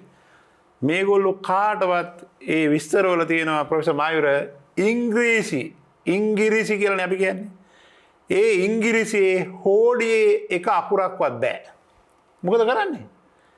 ඒගොල්ලෝ හොයාගන්නවා ඉංග්‍රීසි චතුර ලෙස කතා කරන තව කොල්ලෝ දෙන්නෙක්. හැබැයි ලංකාවේ මේ වැඩේ කරා නම් උන් දෙන්නනේ යවන්නේ එංගලන්තෙට. හැබැයි උන්ට හැඟීමක් නැහැ. උන්ට ඉංග්‍රීසි දන්නවා. හරි? හැබැයි අර කොල්ලෝ 17 දෙනාට රැකවරණය දෙන්න පරිවර්තක හැටියට දෙන්නෙක් යවනවා. යන ගමන් මේ නැව ගාලු වරායේ දින 3ක් නැංගුරම් දානවා 1865. එතකොට මගේ විශ්වවිද්‍යාලයේ ආරම්භයේ රත්මලානේ ධම්මාලෝක හාමුදුරුවෝ 1860 රත්මලානේ පුරාණ විහාරයේ දැන් පටන් අරගෙන මේ අපි ඉන්න තැන. හරිද? මේ නිදහස ලබන්න ගොඩක් කලින්. මේ ගාල්ලේ මේ එළියට බහින කොල්ලෝ 17 දෙනා කසාද බැඳලා නැහැ. ලියුම් ලියනවා අම්මලාට. අන්න ඒ ලියුම් තියෙනවා ජපානයේ මියුසියම් වල. මොනවද ලියන්නේ? අම්මේ අපි සිලාන් එහෙම නැත්නම් අපි සිලෝන් කියලා ලස්සන රටක බැහැලා ඉන්නේ. මේ රටේ ගෝල් කියන නගරේ අපි දැන් ඉන්නේ. අපි එංගලන්තේ ගිහිල්ලා ඇවිල්ලා ගෝල් වගේ නගර ජපානයේ හදන්න බලාපොරොත්තු වෙනවා කියලා ලියනවා. දැන් මට ආයෙ කියන්න වෙන්නේ විලිලැජ්ජයි නේ දැන්. අපිට ඊට පස්සේ මොකද උනේ? මේගොල්ලෝ ගිහිල්ලා ඇවිල්ලා ඒ 17 දෙනාගෙන් එක්කෙනෙක් අධ්‍යාපන අමාත්‍යවරය වෙනවා. අද තියෙන ජපානයේ හැදුවේ අන්නේ 17 දෙනා බේස් වෙච්ච පදනම් වෙච්ච ජපානය. ඒ 17 දෙනාගේ පිළිරු ජපානයේ දකුණු දේශයේ කෞතුකාගාරවල මගේ ඇහින් අනන්තවත් දැකලා තියෙනවා. හැබැයි අර ඉංග්‍රීසි කතා කරන කොල්ලෝ දෙන්නගේ පිළිරු නැහැ. අපේ ඒ පිළිරු පමණයි තියෙන්නේ අදත්. මම ප්‍රොෆෙසර් මයිරෝගෙනුත් අහනවා මමත් දන්නවා විශ්වවිද්‍යාලවල ජාතික විශ්වවිද්‍යාලවල සියලුම කටයුතු කරන ඉංග්‍රීසි භාෂාවෙන්. හරිද? කරන්නේ උන්ට තේරෙන්නේ නැහැ, අහන් ඉන්නේ උන්ට තේරෙන්නේ නැහැ. එතන ඒ භාෂාව නොතේරෙන එකෙක්වත් ඒ ස්වභාවය ඇත්තෙත් නැහැ. මේ මොකද්ද මේ පිස්සුව? ඒ නිසා අපේ කාලය වැඩිපුර අපි වැය කරලා තියෙන්නේ එංගලන්ත භාෂාවට. ප්‍රොෆෙසර් මවිර මුලින්ම කිව්වේ අපි නිදහස් වෙලා නැහැ කියලා. අපි මේ අනුන්ගේ මගුලක් බදාගෙන වැඩ කරන જાතියක්. අපි සිංහලෙන් හිතලා අපේ ඥානය අපිට අනන්‍ය ඥානය මත ගියා නම් අපිට අවුරුදු ගාණක් ඉතුරු වෙලා තියෙන වැඩ කරන්න. ඒ හින්දා අපි තාමත් අනුන්ට ඕන විදිහට වැඩ කරන්න පුරුදු වෙච්ච જાතියක්, දීන જાතියක්. ඒ නිසා මම අදත් අහනවා සිංහලෙන් හිතලා දුලාසි ඔබ කාට හරි බයින්න එහෙම හිතුනහම ඔබට හොඳම භාෂාව මොකද්ද? ඔය කතා කරන ඉංග්‍රීසි කාරයෙන්ටත් ඔය කළු සුද්දන්ටත් හොඳට බයින්න හිතුවාම ඒ වගේම ආදරය කරන්න හිතුනහම හැඟීම කියන එකට වෙන්නේ මදර් ටන් කියන එක. හරිද? අර බණ්ඩාරනායක මහත්තයා ඇවිල්ලා අර වරාය ගාව අර කතාවක් කරනකොට අර කුලියට ගත්ත මිනිහා පරිවර්තනය කරපෙටි අහලා දෙනවනේ. එයා කිව්වනේ මම මෙහෙම කිව්වම ඊට පස්සේ කියනවනේ බණ්ඩාරනායක මහත්තයා මූ කියනවා මුගේ අම්මගේ භාෂාවෙන් කතා කරන්නේ මේ තව ටිකක් කල් ගිහිල්ලා හොඳට භාෂාව පුරුදු වුණාම කියලා. ඒ කියන්නේ අම්මගේ භාෂාව කියලා කියන්නේ අපේ සිංහල. ඉතින් අපි එතෙන්ට ගිහිල්ලා නැහැ. ඒ ඥානය අපිට නැති වෙලා තියෙනවා. මට සමා වෙන්න මම ගොඩක් වෙලා කතා කරා. හොඳයි. මහාචාර්යතුමා මේ අපේ රටට නිදහස ලැබෙන කාලවකවානුවේදී අපේ කලාපයේ ඉන්න තවත් රටවල් වලටත් නිදහස ලැබෙනවා. අද ඒ රටවල් ඉන්න තත්ත්වය බලද්දී මෙතුමා මේ මතු කරපු ආකාරයටම අපි ඉන්නේ බොහොම පහත. ඔව් දැන් ඒ බොහෝ රටවල් ගත්තොත් සැලසුමක් තිබ්බා. මම දන්න අපි අහලා තියෙන තරමට දැන් අපි ඉන්දියාව ගත්තොත් එහෙම ඉන්දියාවේ මම හිතන්නේ අබ්දුල් කලාම් ඉන්න කාලෙදී 2020 කියලා වැඩසටහනක් තිබුණා 2020. 2020 දී ඉන්දියාවේ ඉන්න ඕන කොතනද? ඒතර මෙයා එක්තරා අවස්ථාවකදී ඉන්දියාවේ පාසලකට යනවා. පාසලකට ගිහිල්ලා අර ළමයිගේ ඔළුව එහෙම අත ගාලා එක ළමයෙක්ගෙන් අහනවා මේ පුතා කවුරු වෙන්නද කැමති අනාගතයේදී කියලා. ඒ ළමයා සඳහන් කරනවා මම කැමති මේ 2020 ඉන්දියාවේ මම 2020 ඉන්දියාවේ රාජ්‍ය සේවකයෙක් වෙන්න කැමතියි. අපි වගේ ලොකු තනතුරක් වෙනම 2020 ඉන්දියාවේ මොකද ඒ ළමයට ඒ පහළ පන්ති ඉන්න ළමයට පවා කාවැදිලා තිබ්බා 2020 දී ඉන්දියාව තියෙන්න ඕන කොතනද කියන එක පිළිබඳව. මේ බොහොම අසල්වැසි රාජ්‍යයක් පිළිබඳව අපි කතා කරන්නේ. සෑම තැනකම අනාගත ප්‍රතිපත්තියක් තිබ්බා. එතකොට 2020 ඉන්දියා කියලා මං හිතන්නේ ඒ කාලෙදී අපි ගොඩක් අපි කියවලා තියෙනවා 2020 ඉන්දියා කියන එකට ලොකු සෑම කෙනෙක්ම මේ 2020 අපි කියන්නේ සෑම මෙතෙන්දී ඒ සම්බන්ධයෙන් උනන්දුවක් තියෙන අය එතෙන්ට ගෙනියන්න උත්සාහ කරා. මොකද ප්‍රතිපත්ති දැක්මක් තිබුණා. ප්‍රතිපත්ති සැලසුමක් තිබුණා. අපිට මං හිතන්නේ මේ වගේ අපිට සැලසුම් තිබුණා. හැබැයි ඒක ක්‍රියාත්මක වුණා. දැන් හොඳම උදාහරණය ඔය 1948 නිදහස ලැබුණයින් පසුව සෑම අවුරුදු 5කට වරක්ම මැතිවරණ තිබ්බනේ. ඔය මැතිවරණ තියද්දි මැතිවරණ ප්‍රකාශ තිබුණානේ. මම ඇත්තටම මම පොඩි අධ්‍යයනයකට කරනවා මේ කාලේ. ඔන්න ඔය මැතිවරණ ප්‍රකාශවල අභ්‍යන්තරයේ තිබුණු දේවල් කියෙව්වොත් අපි අද ඉන්න ඕන කොතනද කියන එක තේරෙනවා.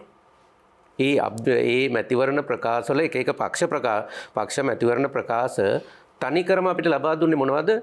ව්‍යාජ ලියවිලි. තනිකරම ලබා දුන්නේ ව්‍යාජ ලියවිලි කවදාකවත් කරේ නෑ ඒවා. තරම කරේ නෑ. එහෙම කරා නම් අපිට අද මීට වැඩිය බොහොම හොඳ ලොකු සාකච්ඡාවක් ගන්න තිබුණා. එතකොට මේ අපි දීර්ඝ කාලයක් තිස්සේ අපි ආවා ධර්මිෂ්ඨ සමාජය කිව්වා. එතකොට ආසියාවේ ඓශ්චර්යය කිව්වා, යහපාලනය කිව්වා, සෞභාග්‍ය දැක්ම කිව්වා. මේ සියලුම පොත් අරගෙන බැලුවොත් මේවායේ අභ්‍යන්තරයේ අතුලාන්තයේ හරිය අති විශිෂ්ටයි. හැබැයි එතෙන්ට යන ක්‍රමවේදය පිළිබඳව කොතනකද සාකච්ඡා වුණේ නැහැ. ඒ සම්බන්ධයෙන් ඒක එහෙමම ඒක ලේඛනයක් විදිහට කොහේ හරි ඒක තැන්පත් වෙලා තිබුණා. ඒ වගේ අපිට මූලික වශයෙන්ම අපිට සැලැස්මක් තිබුණේ නැහැ. අපේ අධ්‍යාපනය කොතෙන්ටද ගෙනියන්නේ? අපි දැන් උදාහරණයක් විදිහට ගත්තොත් එහෙම දැන් මෙතුමා කිව්වා මේ පාර්ලිමේන්තුවේ සිටිය යුත්තේ සියලුම දෙනාම විශ්වවිද්‍යාලවල ඉන්න ආචාර්ය මහාචාර්යවරු නෙවෙයි කියලා. මහාචාර්ය පැට්‍රික් විශ්වවිද්‍යාලවල හිටපු ඉඳලා ගියපු සියලුම මහාචාර්යවරුන් පාර්ලිමේන්තුවට ගියපු මහාචාර්යවරුන් අර ඔබතුමාට ඉස්සෙල්ලා ලස්සන වචනයක පට්ට කියලා පට්ට ෆේල්. તો මම හිතන්නේ පිළිගන්නවා ඇති professor A V. Suraweera, professor Leslie Gunawardena, professor Leslie Gunawardena කියලා කියන්නේ අපේ රටේ හිටපු හොඳම ඉතිහාසඥයෙක්. ප්‍රොෆෙසර් විස්සා වර්ණපාල එතනින් පස්සේ ඇවිල්ලා professor G L. Peiris professor G L. Peiris යම් තරමකට ආරක්ෂා වෙලා ඉන්නවා. Professor G L. පීරිස් නමුත් ආරක්ෂා වෙලා ඉන්නවා අඩුතරමින්. මේ එතකොට මේ සියලු දෙනාම මේ සිටින සියලු දෙනාම බොහෝ අවස්ථාවලදී ෆේල් වුණා. එතකොට එහෙමනම් මෙතන තියෙනවානේ බරපතල ගැටලුවක් තිබෙනවානේ. මේ අධ්‍යාපනය සහ මේ සමාජයේ අතර තිබෙන සම්බන්ධතාවයන් අතරේ මොකක් හරි කොතනක හරි ලොකු රික්තකයක් තිබුණා. හැබැයි ඊට අමතරව දැන් දැන් උදාහරණයක් විදිහට ගත්තොත් එහෙම හෙක්ටර් කොබ්බෑගඩුව මහත්තයා මහාචාර්යවරයෙක් නෙමෙයි. හෙක්ටර් කොබ්බෑගඩුව ගේනවා ඉඩම් ප්‍රතිසංස්කරණ පනත. එතකොට අමාත්‍යවරයා විදියට. එතකොට ඉඩම් ප්‍රතිසංස්කරණ පනත වගේ ඉඩම් ප්‍රතිසංස්කරණ පනත තාමත් අපි ඉතාමත් හොඳ නම්‍යශීලී ලිබරල් පනතක් විදියට ඉඩම් ප්‍රතිසංස්කරණ පනත ගැන අපි අද සාකච්ඡා කරනවා. ඒ ඉඩම් ප්‍රතිසංස්කරණ පනත ගෙනෙද්දී සිරිමාව බණ්ඩාරනායක අග්‍රාමාත්‍යවරිය විදියට සිරිමාව බණ්ඩාරනායක දන්නවා එතුමියගේ අක්කර 4000 ගාණක් අහිමි වෙනවා මේ පනත ගෙනාවොත්. හැබැයි පනත ගේනක වැළැක්වෙන්නේ නැහැ. ඒ අවස්ථාවේ තිබුණු ඒ බලවේග විසින් එහෙම සිරිමාව බණ්ඩාරනායකට ඒක නවත්තන්න පුළුවන් අග්‍රාමාත්‍යතුමීට ඒක නවත්තන්න පුළුවන් හැකියාවක් තිබුණෙත් නැහැ ඇත්තටම. එහෙම ඒ කාලය තුල තිබුණු තත්ත්වයන්. ඉතින් මෙන්න මේ වගේ ගලා යාමක් ඇවිල්ලා තමයි අද පාර්ලිමේන්තුව පිළිබඳව බරපතල විවේචන සමාජය තුල තිබෙන්නේ. ඉතින් මෙන්න මේ අපි මේ සාකච්ඡා කරන දැන් උදාහරණයක් ඉදිරියට ගත්තොත් එහෙම දැන් ඔබ කලාපයේ දියුණු රටවල් පිළිබඳව ඇහුවා. ඊටත් අමතරව ගත්තොත් අපි ලෝකයේ දියුණු රටවල් ගත්තොත් එහෙම ඒ ලෝකයේ බොහෝ දියුණු රටවල් Tamanගේ මව් භාෂාවෙන් වැඩ කරන රටවල්. උදාහරණයක් විදිහට ගත්තොත් එහෙම ජපානයේ වාහනයක් ආවොත් එහෙම අපිට ජපානයෙන් වාහනයක් ගෙනාවොත් එහෙම අපිට සමහරලාට ඒකේ අර ඇතුලේ තියෙන සෙටප් එක ටියුන් කරගන්න මෙතුමා වගේ මේ ජපානයේ කාලයක් තිස්සේ හිටපු කෙනෙක් ළඟට ගිහිල්ලා ඒක ටියුන් කරගන්න වෙන්නේ. කොරියාව, ස්වීඩනය මේ හැම රටක්ම ගත්තොත් Tamanගේ මව් භාෂාවෙන් වැඩ කරපු රටවල්.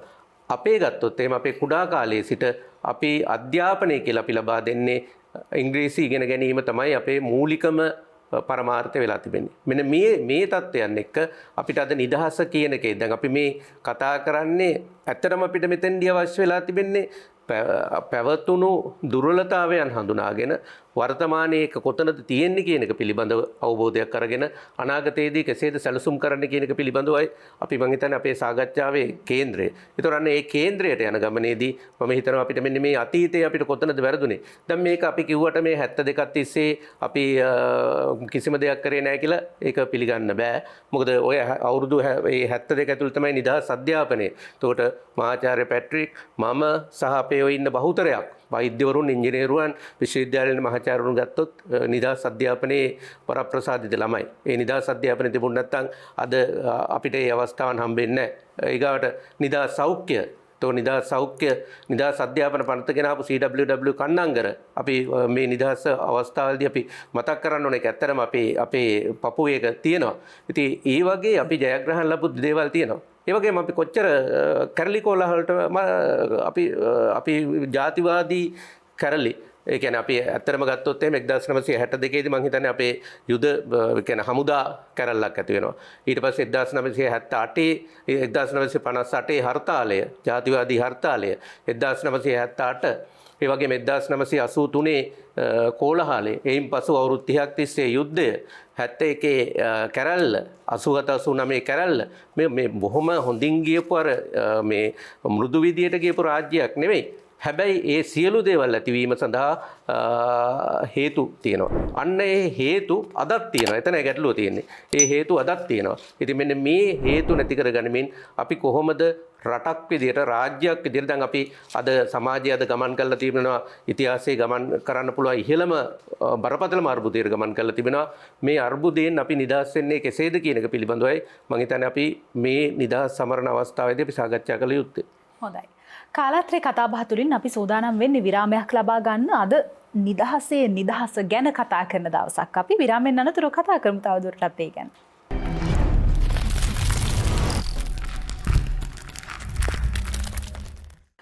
විරාමයෙන් අනතුරු අපි නැවතත් එකතු වෙනවා කාලාත්‍රේ කතාබහත් එක්ක. අද මාතෘකාව නිදහස නිදහස්ත. මහාචාර්යතුමා අපි පැවතෙන්නේ රාජාවලියකින් අපේ රාජ්‍ය අවසන් රජතුමත් අපිට අහිමි වෙන්නේ අපේ කැමැත්තෙන් නෙමෙයි බලහත්කාරකමක් විදියට. එදා සිට අද දක්වාම අපි රජවරු අහිමි වෙන එක කෙසේ වෙතත් රජවරු මේ පත් කරගන්නේ කැමැත්තෙන්ද කියන ගැටලුවක් තියෙනවා. ලංකාවේ දේශපාලන නිදහසට මොකද වෙලා තියෙන්නේ? දැන් ඔබ අර කියපු ටිකටත් මම යන්න ආසයි. ඉතින් රාජාවලිය කියනකොට විජේ රජුරුනේ මතක් වෙන්නේ. පටන් ගත තැන ඉතින් මං හිතන්නේ රජෙකුට ඒ රජාගේ පුතා එපා වෙනවා කියන්නේ නිකන් හිතා ගන්නත් පුළුවන්ද දුලාශි? මම නම් හිතා ගන්නත් බෑ. ඒක හිතනද අපි හිතමු දැන් ඉන්න අපි හිතමු අපේ අගමැතිතුමා මහින්ද රාජපක්ෂ මහත්තයාට මේ එතුමාගේ පුතා එපා වෙනවා කියලා. පුතා එපා වෙලා කොහරි පන්නලා දානවා කියලා. ඒ වගේ ඒකට ඒ කාලේ එපා වෙනවා කියන්නේ මාර රජ එපා වෙල්ලන්නේ. හරි? නිකන් හිතන්න. එතකොට එපා වෙච්ච කොල්ලා විතරක් නෙමෙයි ඒ කොල්ලාගේ යාළුවෝ 699ක් විතර සාමාන්‍ය 700ක් විතර.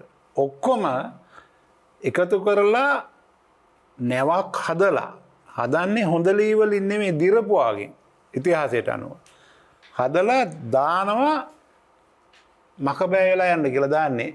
කොහේ ජීවත් වෙන්න නෙමෙයි. ඊට පස්සේ ඒ නැව කැඩිලා උන් ආපහු ඉන්දියාවටම කොට ගහනවා. ඊට පස්සේ රජුර මොකද කරන්නේ? යා කමන්නේ පව් හිටපල්ලා කියන්නේ මුන්ගේ ඔළුවෙන් භාගයක් බූ ගන්නවා. බූ ගාලා අනබෙර ගහනවා. ඒ අතරේ ආයෙත් නැවක් හදනවා ලී වලින්. හදලා ඊළඟ හොඳ දිය රැල්ලක් අල්ලලා බලලා මේක පා කරලා යවනවා. ඊට පස්සේ උන්ගේ කරුමේ අපේ උරුම වෙච්ච ජාතියක් කියලා හිතෙනවා මට. ඒ කියන්නේ විජයගෙන්නේ පැවතගෙන ඉන්නේ. ඒතර මම හිතන්නේ මේ ජානගත වෙලා මෙච්චර කල්යල් ගිහිල්ලා මේ 2020 විතර වෙනකොට ඉතින් මේ වගේ ජානගත වෙච්ච දේවල් මතුවෙන කාලෙත් දන්නේ අපි මේ ඉන්නේ. එක එක්කවත් අඩු ගානේ පාරවල් වල ඉරි ගහලා දුන්නත් ඉරේ යන්නේ නැහනේ. තැපැල් කන්තෝරුවකට ගියත් බැංකුවකට ගියත් පොලිමේ හිටියත් පස්සේ ඉන්න එකාගේ හිත කෙසේ වෙතත් අතහරි බැංකු පොතේ එනවා කරට උඩින්. හරිද? එහෙම බැරි නිකන් එහෙම ජානගත වෙච්ච ක්‍රමයක්. ඒක විජේගෙන් නම් එන්නේ. හැබැයි නැති කට්ටියකුත් මෙහි ඉන්නවා. දැන් මෙතන දුලාසි ගත්තාම ප්‍රොෆෙසර් මායුර මං ගත්තාම අපි තුන් දෙනා රටවල් තුනක වගේ පේන්නේ නැද්ද? හැබැයි චීනෙ ගිහිල්ලා බැලුවොත් උන් ඔක්කොම එක වගේ. ජපානෙ ගිහිල්ලා බැලුවොත් එක වගේ. අපේ පුදුම විදිහට මේක මිශ්‍ර වෙලා තියෙන්නේ. මම නම් හරිම කැමතියි. දැන් මම අහලා තියෙන විදිහට මාත් මෙහි නෙමෙයි මගේ තාත්තගේ පරම්පරාවත් මේ යටත් විජ සම්බන්ධයක් නැත්නම් අද මෙතෙන්ට මං එන්නත් නැහැ. ඉතින් ඉඳ යටත් විජ තිබ්බේකත් නරක නැහැ. දැන් මෙහෙම වෙලා කතා කරන්න පුළුවන්. මගේ අම්මා හෙළ පරම්පරාවේ බදුල්ල පුවක්ගොඩ මුල්ල තාත්තා මගේ සීයයි ආච්චි නෙදර්ලන්ත ජාතිකයෝ. එහෙම එකෙක් ඇවිල්ලා දැන් මේ කතා කරන්නේ. හරිද? හැබැයි මම බෞද්ධ ආගමට ආදරය කරන මේ බෞද්ධ සංස්කෘතිය මම තාත්තා ඉන්න කාලේ පල්ලි ගියා. තාත්තා නැති වුණාට පස්සේ අම්මා එක්ක පන්සල් ගියා. එහෙම තමයි මගේ බෞද්ධකම ඇවිල්ලා තියෙන්නේ. ඉතින් අපි ඔක්කොටම සමහරට ප්‍රොෆෙසර් මායුරටත් එහෙම කතන්දර තියෙන්න පුළුවන්, දන්නව වෙන්න පුළුවන්, නොදන්න වෙන්න පුළුවන්. ඔබටත් මම හිතනවා ඔය වගේ චෛ වර්ණයක් ඇවිල්ලා තියෙන කොහේ හරි සුද්ධියක මොකක් හරි සම්බන්ධයක් තියෙනවද අපි දන්නේ නැහැ. හැබැයි අර ප්‍රොෆෙසර් මායුර කියන විදිහට ඒ අපි සුද නෙමෙයිනේ අරන් තියෙන්නේ. හුද. අදත් කෝල් කරලා අහනවා සුදුද කියලා ඉපදිච්ච බබා. යාර ප්‍රොෆෙසර් මායුර කිව්වේ අපි වහල් කියලා තාම. ඒ වුණාට මං හිතනවා අද කළු කෙල්ලන්ට කළු කොල්ලන්ට හොඳ කාලයක් දැන් උදා වෙමින් තියෙනවා මේ රටේ. ඇත්තට මේකත් අලංකාරයි කියලා. මේ දුලාසි මොන හරි තයි දන්නේ නැව කියනකොට. හරි? මං කියන්නේ අපි ඒ හුද කියන එකේ රැවටිච්ච නැති යුගයක අපි වෙනම ගමනක් යන්නට ඕන. ඒ නිසා මට හිතෙනවා මේ සෑම දෙයකම දුලාශී අපි කේන්ද්‍ර විය යුතු තැනක් තියෙනවා. ඒක ප්‍රොෆෙසර් මායුරත් අපූර්වට කියාගෙන ආවා. අපිට අතීතයේ ඔක්කොම අමතක කරන්න බෑ දුලාශී. අපිට හොඳ උරුමයක් තිබුණා. ඒ තමයි අපිට හොඳ නිදහස් අධ්‍යාපන ප්‍රතිපත්තියක් තිබුණා. CWW කන්නංගරේ වගේම මධ්‍ය මහා විද්‍යාල සංකල්පය මම හොඳටම දන්නවා. මාව නිර්මාණය වුණේ මගේ ඉස්කෝලේ.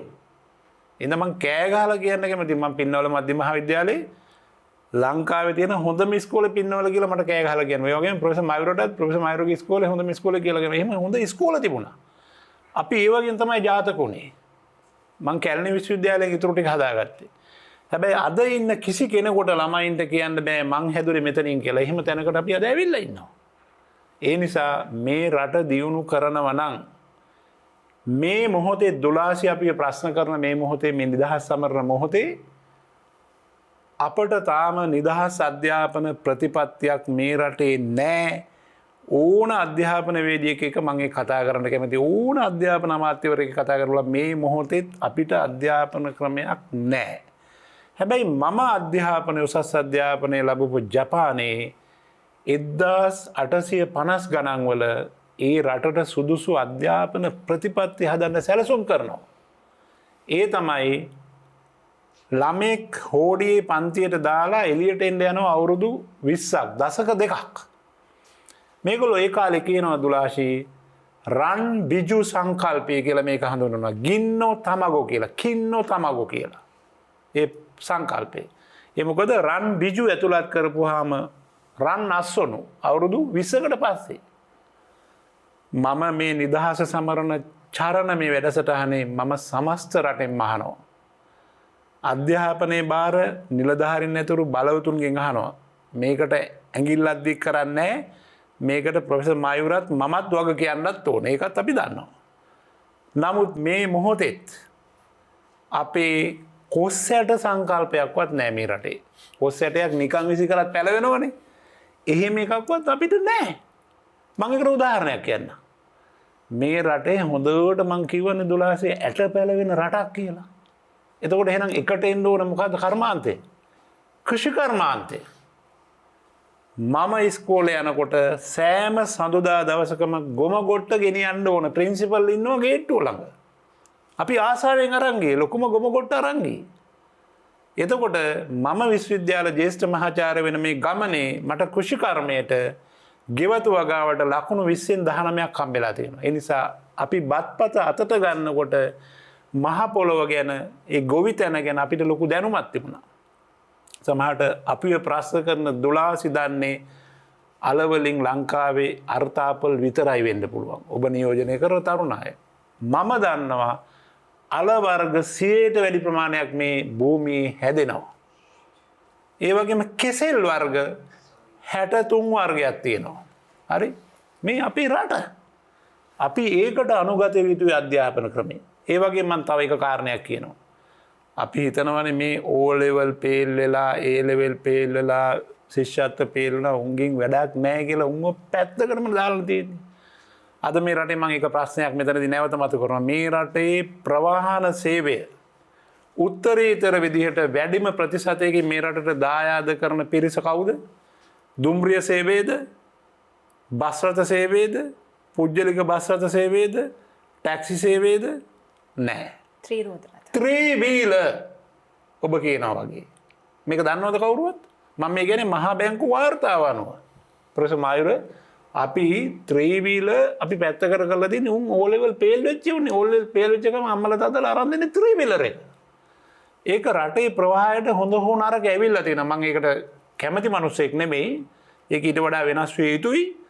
නමුත් අපි පාසල් අධ්‍යාපනයේ හෝ ටෙක්නිකල් කොලේජ් එකක මේ ත්‍රිවීල සංස්කෘතිය කොහොමද වාහනයකට ගොඩ වෙන ඒ මගියට සලකන්නේ? කොහොමද කතා කරන්නේ?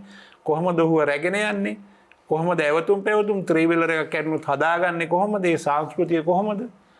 එහෙම වෙලා නැහැ. ඒ හින්දා දැන් අපි මේ වාහන එලවගෙන යනකොට ප්‍රොෆෙසර් මායුර මම ඔබ හිටපු ගමන් අපි එලවගෙන වාහනේ දඩස් කාලා අපි අයින් කරනවා. මොකද පිටිපස්සෙන් ඇවිල්ලා හෝන් එක ගන්නවා. අපි හිතන ලොකු මේ ටිපර් රථයක් හරි ස්කැනල් එකක් හරි බලපුවාම ත්‍රිවීලර් එක පොඩි මැස්සෙක් වගේ හෝන් එක අර නැව් හෝන් එකක් උහයි කරන් ඉන්නේ.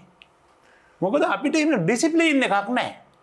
අපි ඩිසිප්ලින් වලට පයින් ගහලා තියෙන සුද්දාගේ හොඳ ඩිසිප්ලින් තියෙන්නේ බටහිර ලෝකයේ ශ්‍රීලංකාවේ ඒ වගේ රටවල් වලට ගිහම ඒ රටවල් වල හිතනවා මේ රට බෞද්ධ රටවල්ද කියලා.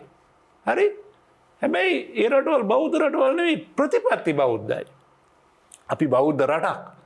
නමුත් පොලිමේ ඉන්න බැරි જાතියන්නේ. හැබැයි මේ දවස්වල ලස්සනට පොලිමේ ගෑස් ටැංකිය තියාගෙන ඉන්නවා. ඉතින් මම කියන්නේ අධ්‍යාපනයේ කේන්ද්‍ර විය යුතුමයි. අධ්‍යාපනයෙන්ම තමයි මේ රට ගොඩ දාන්න පුළුවන්. ඒ හින්දා ප්‍රොෆෙසර් මායුරටත් මටත් අපේ මොනවා හරි දේපලක් අපේ උරුමයක් නෙවෙයි අපි සන්නද්ධ උනේම දැනුමෙන් අධ්‍යාපනයෙන් ඒක කෑ ගහලා කියන්න පුළුවන් මේ නිදහස ලබන මේ කාලය තුල අපි සමරන මොහොතේ. ඒ හින්දා අධ්‍යාපනයට අපි යන්න ඕනේ. ඒ නිසා ඒකමයි. ඒක ඇවිල්ලා අර ඉංග්‍රීසියෙන් හිතන ඉංග්‍රීසියෙන් උගන්වන ඒ අධ්‍යාපනය නෙමෙයි මේ සිංහල භාෂාව මුල් කරගත්ත. හැබැයි ඉංග්‍රීසි භාෂාව හොඳට අධ්‍යයනය කරන්න ඕනේ. ඒක අත්‍යවශ්‍යයි. නමුත් ඒකෙන් නෙමෙයි අපි රටවල් පාලනය කරන්න ඕන. අපි සිංහල විදිහට මේ රටට ගැළපෙන විදිහට හිතලා අපි කටයුතු කරන්න ඕන. අපිට හොඳ මහ පොළොවක් තියෙනවා. අපි ඒ අනුව කටයුතු කළා ඒ වගේම තමයි අපි අද කරන්නේ ඇතරම නිෂ්පාදන සංස්කෘතිය අපි නෑ. අපි ඉන්නේ වෙළඳ සංස්කෘතියේ. හරි සීගිරිය ගිහිල්ලා ගන්න තොප්පියමයි චීනෙ ගිහිල්ලත් මං ගත්තේ බලපුවාම ඒ සීගිරියේ ඉන්න ඉනාමලුවේ මිනිස්සු හදපු තොප්පි නෙමෙයි. චීනේ හදන දාසු බුදු පිළිමද බලන්න චීනේ ගිහුවාම එහෙත් තියෙන්නේ ඒක මෙහෙත් තියෙන්නේ ඒක. එමනේ සංචාරක ව්‍යාපාරයත් එක්ක අපේ දේවල් එන්නට ඕනේ. ඒ නිසා මේක මං හිතන්නේ එකම දේ තමයි සජ්ජායනය කරන්න තියෙන්නේ. මම චූටි කාලේ හෝඩියේ පන්තියේ ඉස්කෝලේ ගියේ බණ්ඩාරවල. එතකොට ටීචර් කිව්වා අපි දියුණු වෙමින් පවතින රටක් කියලා. පහේ පන්තියේදීත් ඒක කිව්වා විභාගයටත් ලිව්වා. O level වලදීත් කිව්වා. A level වලදීත් කිව්වා. දැන් විශ්වවිද්‍යාලෙත් එහෙමයි. අපිට කියලා දෙන්න වෙන්නේ ඒක. දැන් නම් දියුණු වෙමින් නෙවෙයි ඒකෙත් වෙන තැනකට අපි දාන්න වෙලා තියෙන්නේ. තව මට හිතෙනවා අවුරුදු 1000කට පස්සේ මේ රටේ ඉපදුනත් මං හිතන්නේ ඕකමයි පාඩම. ඉතින් අපිට බැරදිලා තියෙනවා. හින්දා අපි මං හිතනවා අධ්‍යාපනය කියන එක ඇත්තටම අපි මහා සජ්ජායනාවකට යන්න ඕන. ඒක ගැන අපූර්ව කතාවක් තියෙනවා. ඒක මං ඊළඟ වෙලාවක මං ආයෙත් කියනවා ඒ කතාව. හොඳයි. හිතවතුනි ඔබ දන්නවා කොරෝනා වසංගතයත් එක්ක මුළු ලෝකයේම ආර්ථිකය පෙරලිකාර ලෙස වෙනස් වෙලා තියෙනවා. ලෝක වෙළඳ සංවිධානය කියන ආකාරයට දශක කිහිපයකට පස්සේ ලෝක ආර්ථිකයේ සිදු වෙච්ච දරුණුම විපර්යාසය සිද්ධ වෙලා තියෙන්නේ මේ කොරෝනා වසංගතයත් එක්ක. මහාචාර්යතුමනි ඔබ දෙපළත් හොඳටම දන්නවා අපේ රටේ ආර්ථිකයත් සුබවාදී නෑ. ඩොලර් ප්‍රශ්නේ තියෙනවා. ඒ නිසාම අපිට වෙළඳපොළ ආර්ථිකය තුළ විවිධ අපහසුතාවලට මුහුණ දෙන්න සිද්ධ වෙලා තියෙනවා. මහාචාර්යතුමා මම අහලා තියෙනවා 48 නිදහස ලැබෙද්දී අපේ රටේ ආර්ථිකයේ තුලනාත්මකව බලද්දී මීට වඩා හොඳ තැනක තිබ්බා කියලා. ආර්ථික විද්‍යාඥයෝ කියන්නේ චක්‍රයට අනුව ප්‍රස්ථාරයට අනුව ඒවකට V ප්‍රස්ථාරයේ බොහොම හොඳ තැනක තිබ්බා කියලා. හැබැයි දැන් එහෙම නැහැ. නිදහස ලැබිලා අවුරුදු 73ක් වෙලා නිදහස ගද්දි තිබ්බ පොරොත්තු ලේඛනයේ තිබ්බ දේවල් කරා නම් මීට වැඩිය හොඳ තැනක තියෙන්න බෑ. ඇයි අපි මේ ආර්ථිකමය වශයෙන් මෙච්චර කඩාගෙන වැටෙන්නේ? ඔව් ඇත්තටම අපි ආර්ථිකමය වශයෙන් කඩාගෙන වැටෙන එකක් අපේ තිබුණු දැන් සමාජ සහ ආර්ථික ප්‍රතිපද. දැන් උදාහරණයක් විදිහට ගන්නකො අපේ රටට වැඩිපුරම අපේ රටේ වැඩිපුරම හම්බ කරන්නේ කවුද? අපේ රටේ වැඩිපුරම හම්බ කරන්නේ කාන්තාවන්. එක කියන්න ඕනේ. කියන්නේ හැබැයි නොසලකා හැරලා තියෙන්නේ කාන්තාවන්. දැන් උදාහරණ කාන්තාවන් ගත්තොත් එහෙනම් මැද පෙරදිග ඩොලර්ස් එවන්නේ කාන්තාවන්. අපිට ඩොලර්ස් හම්බ කරලා තියෙන කාන්තාවන්. තේ කර්මාන්තය අපේ ඊළඟට ඇඟලුම් කර්මාන්තයෙන් පස්සේ එක සමහර අවස්ථාවල ඇඟලුම් කර්මාන්තලා තිබුණා. ඊගාට තනිකරම තේ කර්මාන්තයේ තිබෙන්නේ අර ලයිම් කාමරවල ඉඳලා දුක් විඳගෙන තේ දළු නෙලන කාන්තාවන් මත. තේ කර්මාන්තයේ තියෙන්නේ. ඊගාවට තුන්වෙනියට තියෙන ඇඟලුම් කර්මාන්තය. ඇඟලුම් කර්මාන්තය මුළුමනින්ම රඳා පැවතිලා තියෙන්නේ කාන්තාවන් මත. මහාචාර්යතුමා ඔබ ඔය කියන්නේ අද අපේ ආර්ථිකය කියන්නේ මං කැමති සංසන්දනාත්මක විග්‍රහයකට යන්න ඔබතුමත් එක්ක 48 නිදහස ලැබෙද්දි මීට වඩා අපේ ආර්ථිකය සාධනීය ස්ථානික පැවතුනේ කොහොමද? ඒ කාලේ මොනවද කරේ? අද තත්ත්වය අපි ඊට පස්සේ පැහැදිලි කරමු. එතන තමයි මම හිතන්නේ අපි මේක දැන් වර්තමානයේදී අපි දැන් මේ වගේ තත්ත්වයකට ඇවිල්ලා තියෙන්නේ ඇයි? එතනනේ අපි කතාව තියෙන්නේ. එතකොට එහෙමනම් අපිට දැන් දැන් අපි දැන් උදාහරණයක් ඉදිරියට ගත්තොත් මේක ඊටාම ප්‍රසිද්ධ කතාවක්. සිංගප්පූරුවේ අග්‍රාමාත්‍යවරයා ඇවිල්ලා අපිට කියනවා මේ අපිට ගිහිල්ලා කියනවා අඩු ගන්න ලංකාවේ තත්ත්වයට යන්න ඕනේ කියලා. දැන් අද අපි සිංගප්පූරුව කරන්නේ දැන් උදාහරණයක් ඉදිරියට ගත්තොත් 77 ජේ.ආර්. ජයවර්ධන මහත්මයාගේ ආණ්ඩුව ශ්‍රී ලංකාව සිංගප්පූරුවක් කරන්න හැදුවේ. ඒතකොට ඊට කාලෙකට ඉස්සෙල්ලා සිංගප්පූරුවේ අගමැතිතුමා ආපු වෙලාව කියනවා අපි ලංකාවක් එන්න ඕන කියලා. එතකොට මේ අපිට ප්‍රධාන වශයෙන්ම දුලක්ෂ තිබුණු ප්‍රධානම දී තමයි අපිට ආර්ථිකමය දැක්මක් නොතිබුණු එක. දැන් අපි වර්තමානයේ තියෙන තත්ත්වය ගැන කතා කරනකොට අපිට අතීතයේ තිබුණු තත්ත්වය ගැන හිතා ගන්න පුළුවන්. ඒ කියන්නේ අපිට කොතනද වැරදිලා තියෙන්නේ කියලා. අපි ගත්තොත් එහෙම අපිට දියුණු කරන්න පුළුවන් කර්මාන්තයන් අපි දියුණු කරාද? නෑ. අපි සංචාරකයන් දිහා බැලුවේ කොහොමද? සංචාරකයන් ආවොත් එහෙම මේ රටේ ගණිකා ව්‍යාපාරය වැඩි වෙනවා, මත්ද්‍රව්‍ය වැඩි වෙනවා, කැසිනෝ ගහන්න පටන් ගන්නවා කියලා ඉඳගෙන තමයි අර සංචාරකයන් දිහා බැලුවේ. සංචාරක කර්මාන්තය දියුණු කරන්න උත්සාහ කළේ නෑ. ඇත්තටම ගත්තොත් එහෙම ඇල්ල සංචාරක පුරවරේ හොයාගන්නේ කවුද? ඇල්ල සංචාරක පුරවරේ හොයාගන්නේ මේ අපේ සංචාරක අමාත්‍ය සේවත් එහෙම නැතුව කවුරුත් නෙවෙයි විදේශිකයෝ. විදේශිකයෝ තමයි ඇල්ලවේ නයින්නාච් මේ පාලමේ ඉඳලා ඔය පුංචි ලෝකාන්තේ ඉඳලා සියලුම දේවල් ඒගොල්ලොන්ගේ වෙබ්සයිට් වල පළ කරන්න පටන් ගත්තාට පස්සේ තමයි මෙන්න ලංකාවේ මෙහෙම එකක් තියෙනවනේ කියලා එතෙන්ට එන්න පටන් ගත්තා. ඒ වෙනකොට කිසිම පහසුකමක් තිබුණේ නැහැ.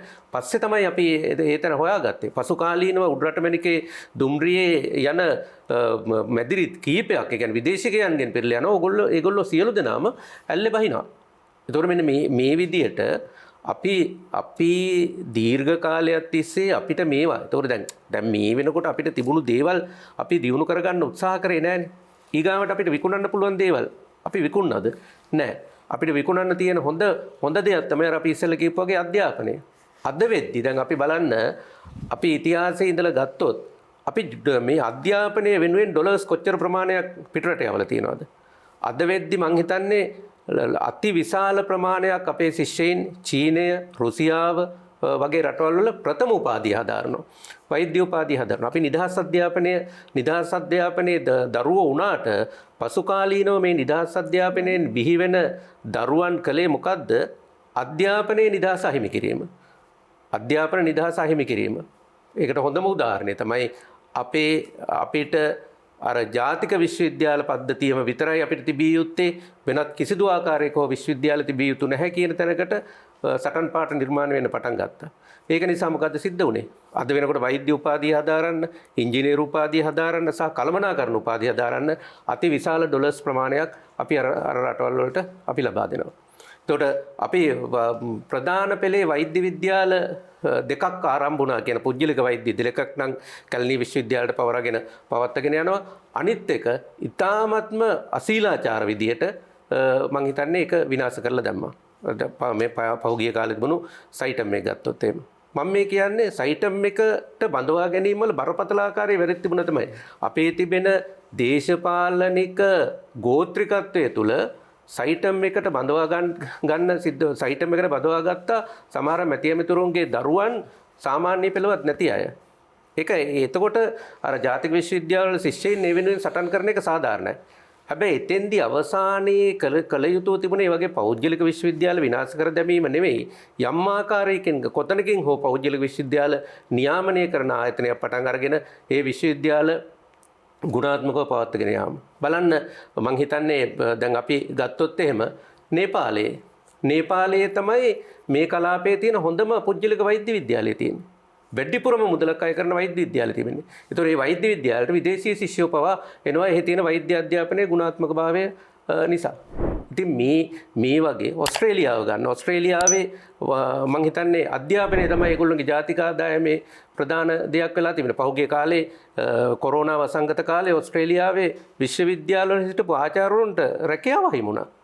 හේතුව තමයි විදේශීය ශිෂ්‍යෝ කොරෝනා වසංගතයත් එක්ක ලංකාවට ආවා. ලංකාවට සහ වෙනත් රටවල් වලට ගියා. උන්ගේ මූලික ආදායම් අහිමුණා.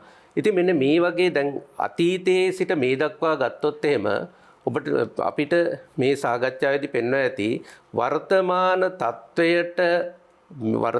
තත්වයට පැමිණීමේදී මේ ආර්ථික අර්බුදය කළමනාකරණය කරගන්න බැරි වුණේ අතීතයේදී අපිට ඒ ප්‍රතිපත්ති සම්පාදනයත් කරගැනීමට නොහැකි වීම සහ අනිත් එක තමයි අපේ සිටින වාමාංශික ව්‍යාපාරයන්ට අපේ රට තුල අපි ගොඩනැගිය යුත්තේ කුමක්ද කියන එක පිළිබඳව කිසිදු ආකාරයක හෝ අවබෝධයක් තිබුණේ නැහැ. මොකද උදාහරණයක් විදිහට තාමත් අපි ගොඩනගන්න හදනවා කොමියුනිස්ට් රාජ්‍යයන්, සමාජවාදී රාජ්‍යයන්. අවසාන සමාජවාදී රාජ්‍ය බිහි වුණේ කවද්ද? එතකොට හැබැයි නැවතත් අපි යන්න හදනවා සමාජවාදී රාජ්‍යයන් කරා. අපේ පාලකයන්ටත් වැරදුනා, විපක්ෂයටත් වැරදුනා. අපේ සිටි වාමාංශික ව්‍යාපාරයත් ඉතාමත්ම ඒගොල්ලොන්ගේ තිබුණු දැන් හොඳම උදාහරණය වාමාංශික ව්‍යාපාරයේ විසින් නිර්මාණය කරනවා වෛද්‍ය විද්‍යාල සහ ඒ වගේම නිදහස් අධ්‍යාපනය පිළිබඳ සංකල්ප. අද රුසියාව ගන්න. රුසියාව කියලා කිව්වට පස්සේ එතකොට අපි දන්න සමාජවාදී හැමතිස්සම කතා කරන රුසියාවනේ. රුසියාව තමයි අද අධ්‍යාපනය හොඳටම විකුණන්නේ. රුසියාව තමයි අද අධ්‍යාපනය ඉතාමත්ම හොඳින් වෙනත් රටවලට විකුණන රාජ්‍යය. ඉතින් මේ අන්න ඒ වගේ එක පැත්තකින් අපිට බැරි වුණා මේක එකක් තමයි ඒ දීර්ඝ කාලයක් තිස්සේ සිටි පාලකයින්ට බැරි වුණා මේ සටන් පාට අභිබවලා යම්කිසි ආකාරයකින් විනිවිද පෙනෙන ආකාරයට කටයුතු කරන්න.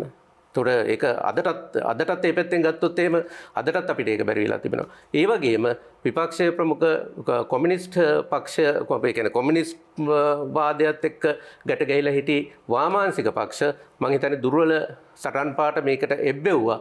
ඒ හරහා අපේ තරුණ පරම්පරාව බොහෝ අවස්ථාවන් වලදී අර නව චින්තනයකින් ගියේ නැහැ. හැබැයි අද ඉන්න තරුණ පරම්පරාව එදා හිටි තරුණ පරම්පරාවට වැඩිය දියුණු තරුණ පරම්පරාවක් කියලා මම විශ්වාස කරනවා. 2000 මිලේනියම් තරුණ පරම්පරාව.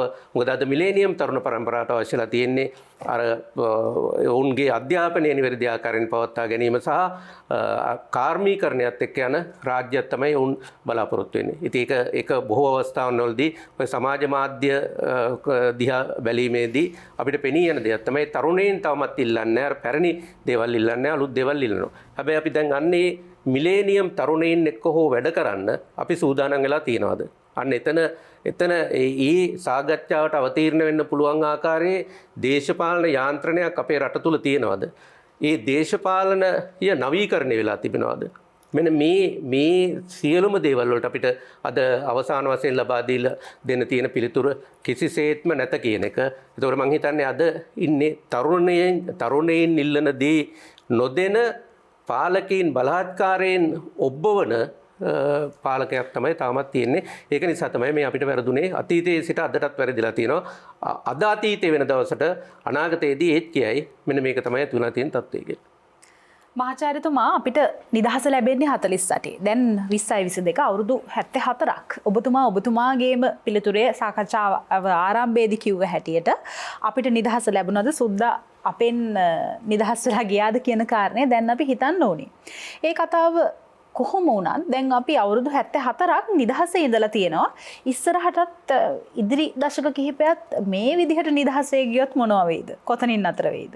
මට උත්තර දෙන්න දෙන්නේ ඇස් මහින්ද හාමුදුරුවගේ ආත්මය මේ වෙලාවේ අවදි කරවලා මෙතන මැද පුටුවක් තියලා සුදු රෙද්දක් කියලා වාඩි කරලා ඇහුවනම් දුලාශයේ ප්‍රශ්නේ හාමුදුරුවෝ ලස්සන උත්තරයක් දෙයි අපිට මොකද උනේ කියලා.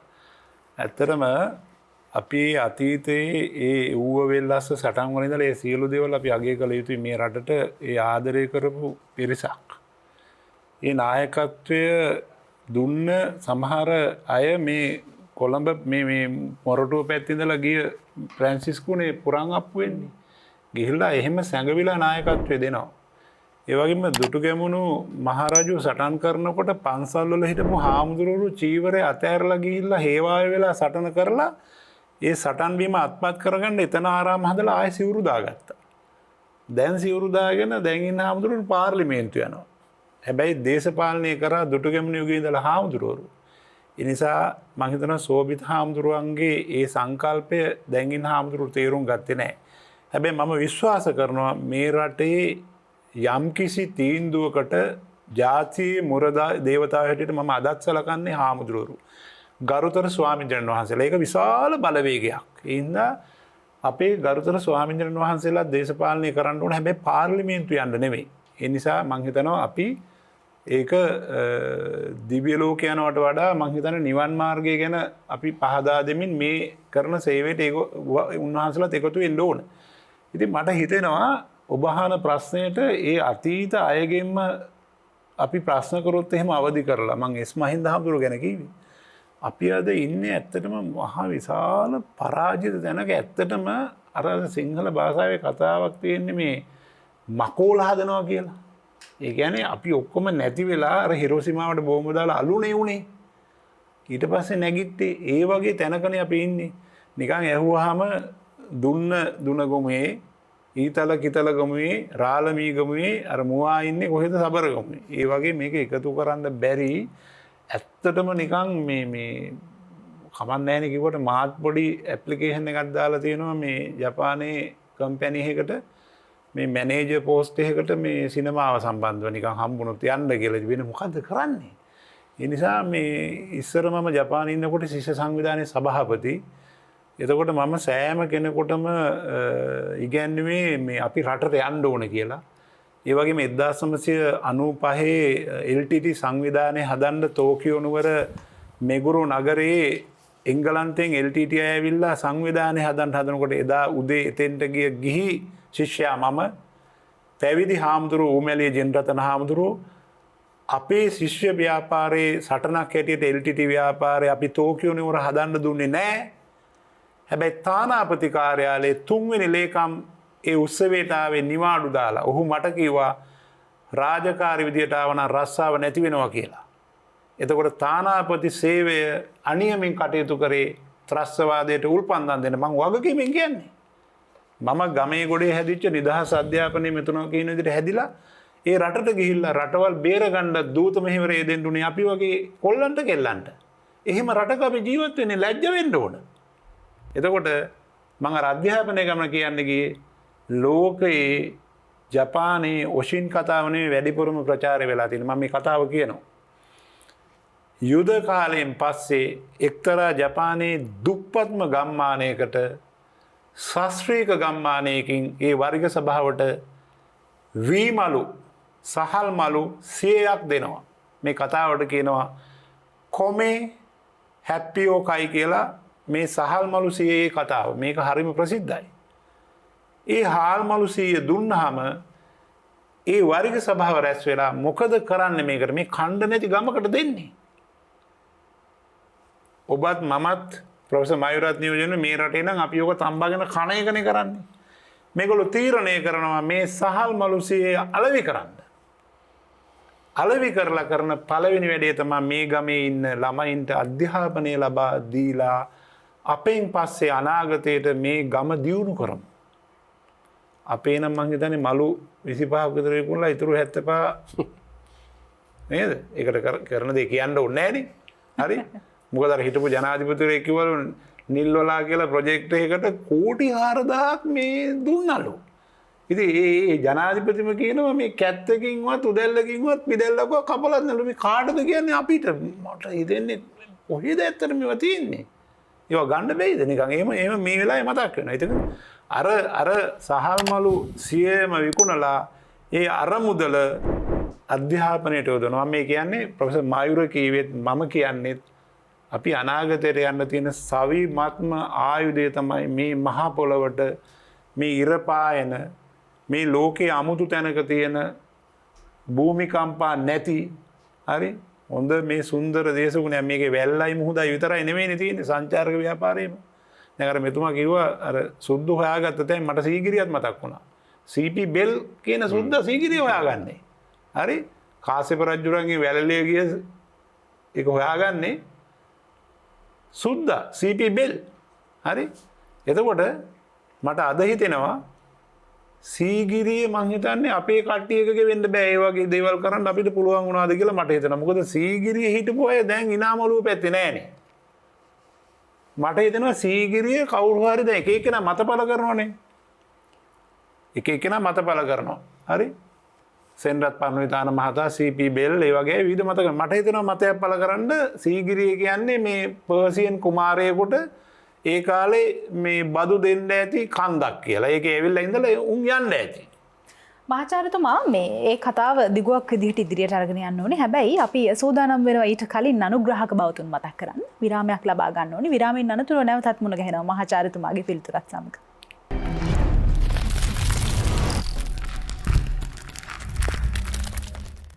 විරාමයෙන් අනතුරුව නැවතත් එකතු වෙනවා කාලාත්‍රේ කතා බහත් එක්ක. විරාමයට යන්න කලින් මහාචාර්යතුමා අපි නැවතුනේ සීගිරිය ළඟ.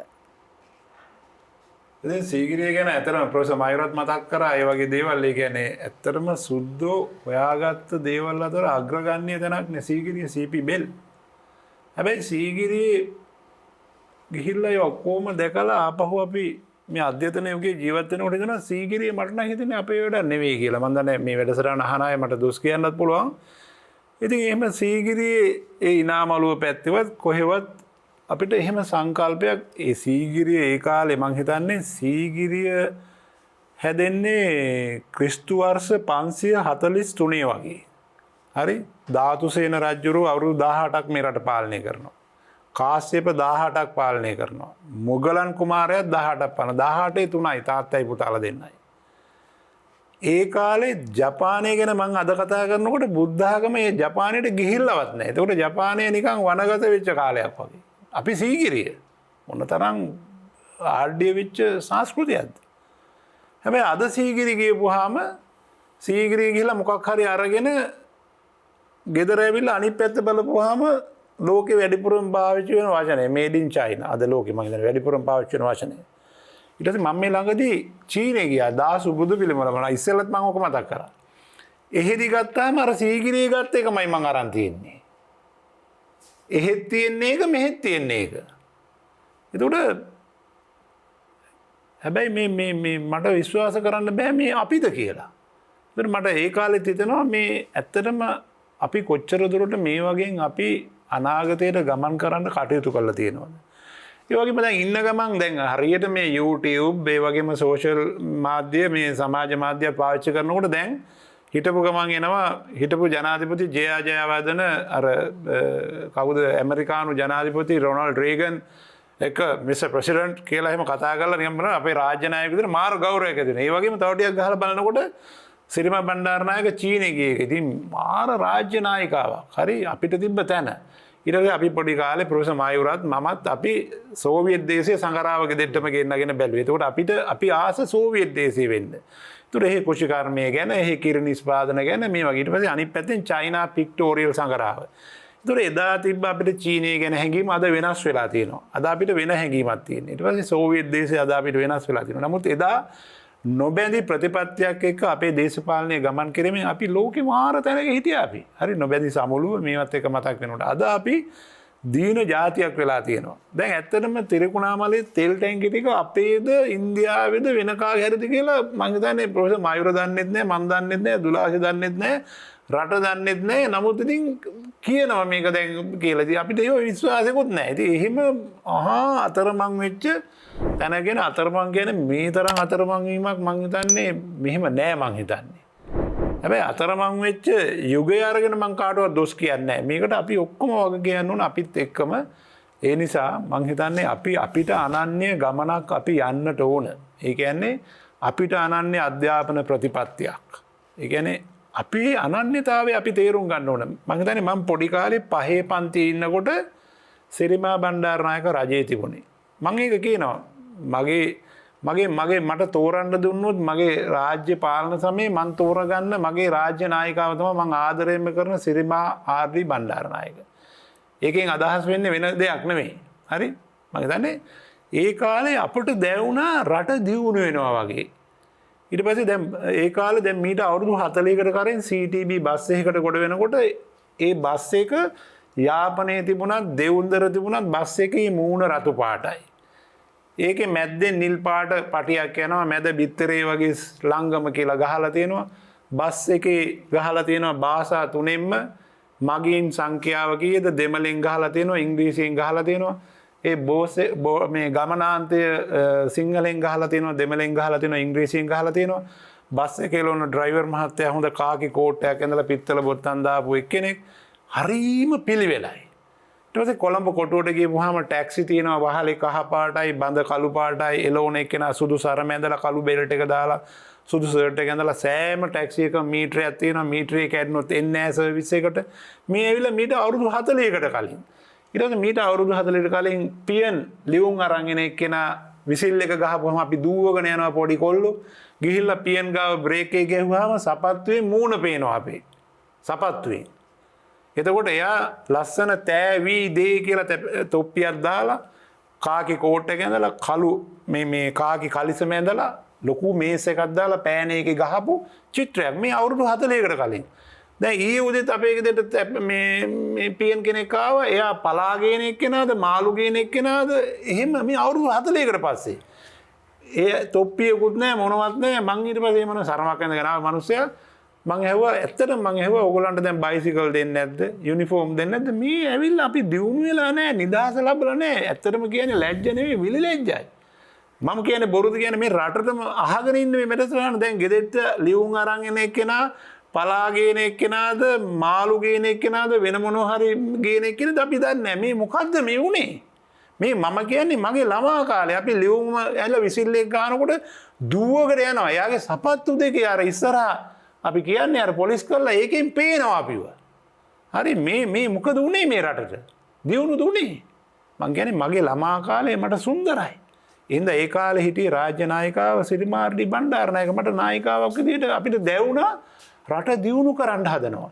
ඒකල කර්මාන්ත පුරවරේ බලන්න මම ළමා කාලේ ගිහිල්ලා තියෙනවා. අල්පනෙත් ඉඳලා ඔක්කොම නිෂ්පාදනය වෙනවා. මං යාපනයේ ගිහිල්ලා තියෙනවා. විවිධ නිෂ්පාදන සංස්කෘතිය. ඒ වගේම මේ පාසල් අධ්‍යාපනයට සම්බන්ධ වුණා. රටේ සම්පත් කියලා විෂයක් අපිට ඉගෙනුවා. ප්‍රාග්වෘත්තීය 1 2 කියලා ඉගෙනුවා. මට ගෙදර ගෙවතු වගාවක් තිබුණා. පාසලේ වගාවක් තිබුණා. අපිට ඒ විදිහට වෙන සංකල්පයක්. එහෙම වෙච්ච අපි තමයි මේ ඉන්නේ. මම ඔබට කියනවා මේ ප්‍රොෆෙසර් මයුරලාගෙන් අපෙන් මේ නිදහස් අධ්‍යාපනයෙන් එක්තරා යුගයක් අවසන් වෙනවා. අර මරන්න ගෙනියන හරකගේ වල්ගේ අන්තිමට පණ තියෙනවා වගේ ඒ වල්ගේ තමයි අපි. මෙතනින් එක යුගයක් අවසන් වෙනවා.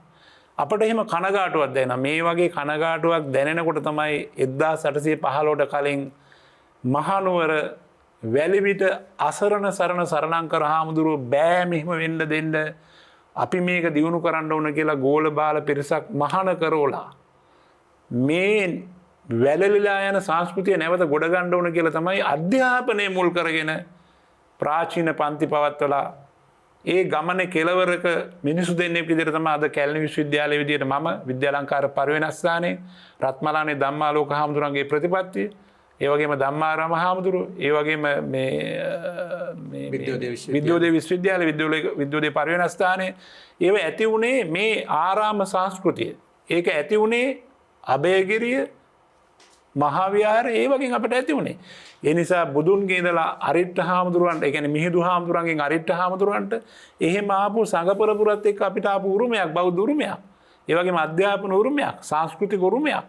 මේවා පදනම් කරගෙනම තමයි අපි අනාගතයට යා යුත්තේ. ඒ නිසා අද අපි හම්බන්තොට ගියපුවාම අපිට පට්ට දොදොල් කණ්ඩ නැහැ. දොදොල් පට්ට කියලා කියන්නේ.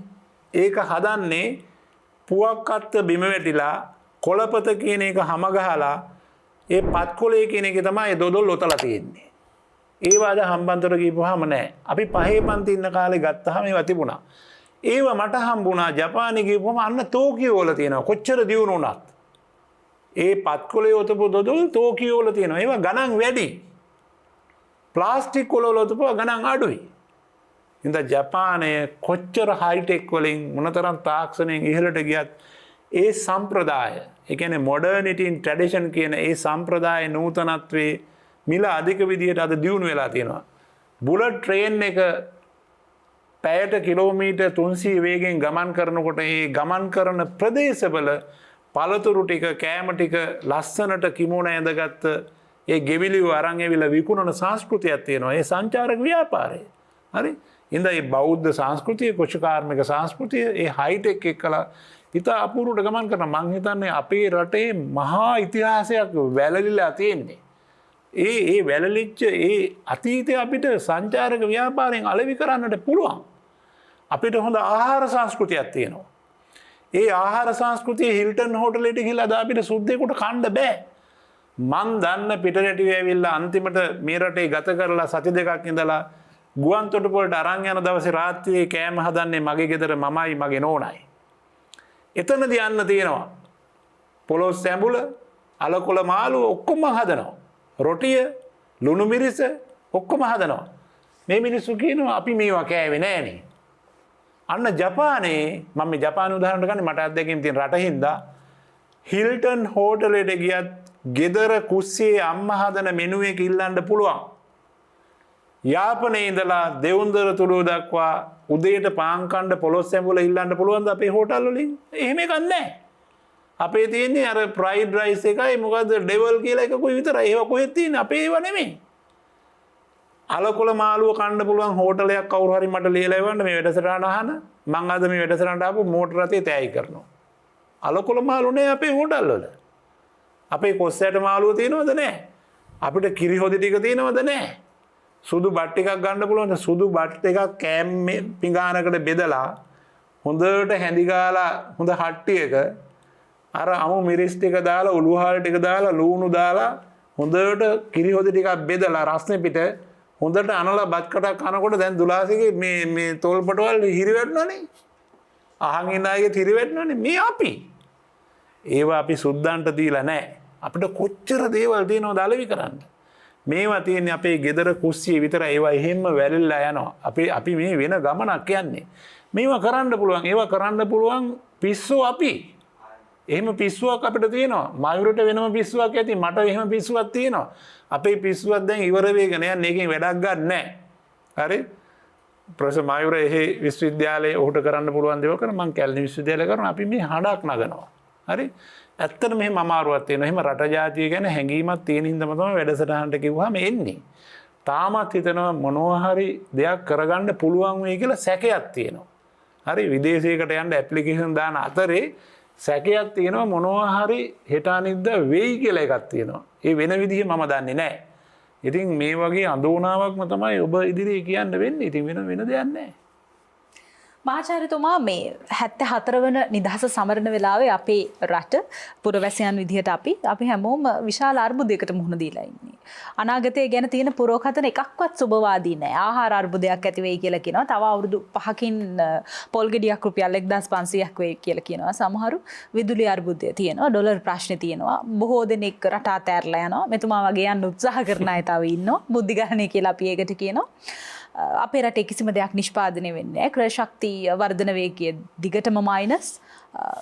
දැන් නිදහස ගැන අපි දැකපු හීන සාක්ෂාත් කරගන්න නැත්නම් යථාර්ථයක් ගැන බවට පත් කරගන්න කාල වේලාව හරි.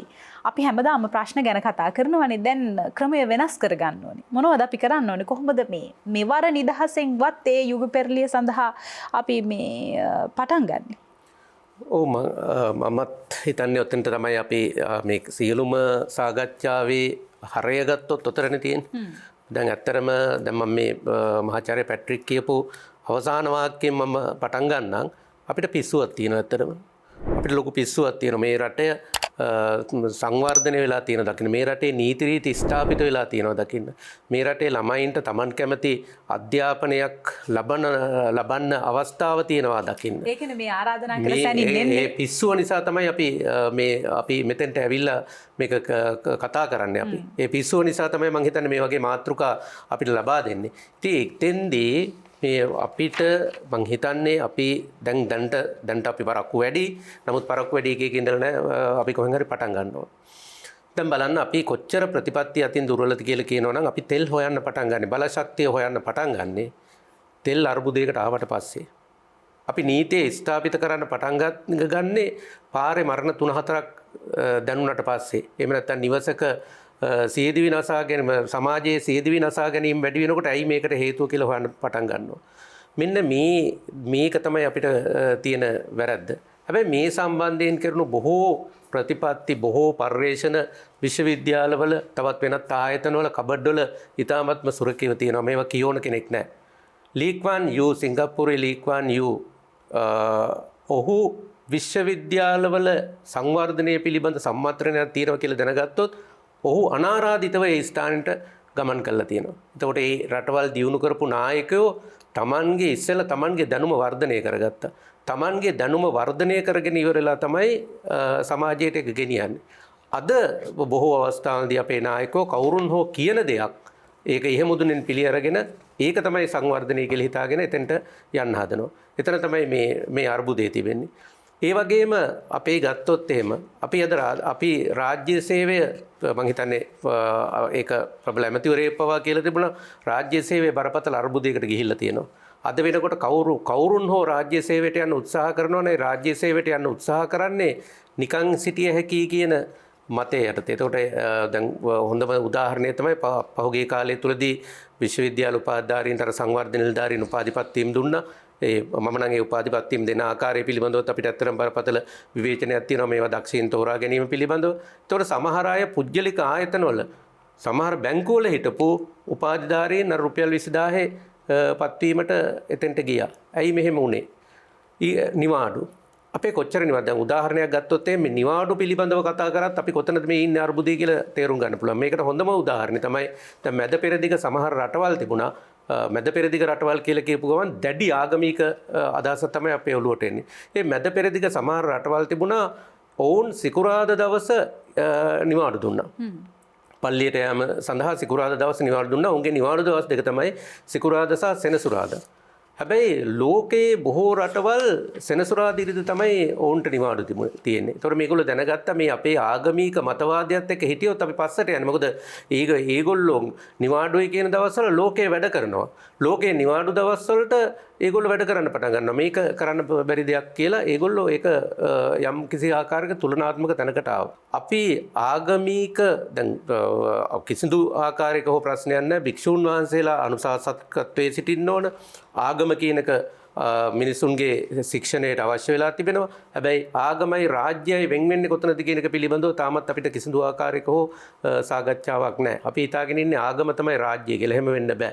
ඇත්තටම ආගම සහ රාජ්‍යය කියලා කියන්නේ දෙකක්. ඉතින් මෙන්න මේවා පිළිබඳව අද නවීන ලෝකයේ තුල අපි සාකච්ඡා කළ යුතු තියෙනවා. ඉතින් මෙන්න මේ විදියට අපි ගත්තොත් එහෙම අපි සංවර්ධනය විය යුත්තේ කෙසේද සංවර්ධනය කළ යුත්තේ කෙසේද කියන එක පිළිබඳව අපේ කිසිදු ආකාරයක හෝ හරවත් සංවාද මේ කාලය තුළදී මේ 72ක කාලය තුළදී එහෙම ලොකුවට ගත්තේ නැහැ. හැම කෙනෙක්ම Taman දකින්න දේ, Taman ස්පර්ශ කරන දේ තමයි මේ හරි දේ කියලා හිතාගෙන කටයුතු කරපු අවස්ථාවක් තිබුණේ. ඉතින් මම හිතනවා විශේෂයෙන්ම අපේ අධ්‍යාපනය, කියන්නේ අපේ දැන් දිගටම අපි කතා කරපු දෙයක් තමයි අපේ තිබෙන අපිට අවශ්‍ය අධ්‍යාපන ප්‍රතිපත්තිය කුමක්ද කියන එක පිළිබඳව. අපේ ළමයින්ට ඉදිරි කාලයේදී රැකියාවන් ලැබෙන්නේ කෙසේද කියන එක පිළිබඳව අපිට ගැටලු තියෙනවා.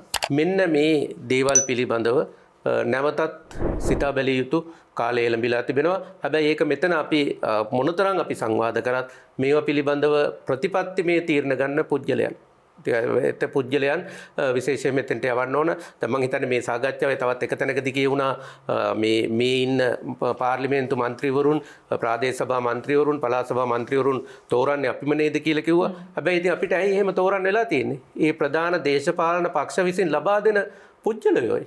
ප්‍රධාන දේශපාලන පක්ෂ විසින් ලබා දෙන පුජ්‍යලය අතර දැන් අපිට සිද්ධ වෙලා තිබෙන්නේ ඒ හොඳ මිනිස්සු තෝරන්න නෙවෙයි. අර නරක මිනිස්සුන් අතරින් යම් තරමකට හොඳ කෙනෙක් තෝරගන්න තමයි වෙලා තියෙන්නේ. ඉතින් අපිට මේකට සමස්ත මේ දේශපාලන පක්ෂ දේශපාලනය මුළුමනින්ම අපේ රටේ තිබුණු පක්ෂ දේශපාලනය වගේ කියන්න ඕන. අපි රැවටිලා තියෙනවා. 1815ත් අපි රැවටුණා.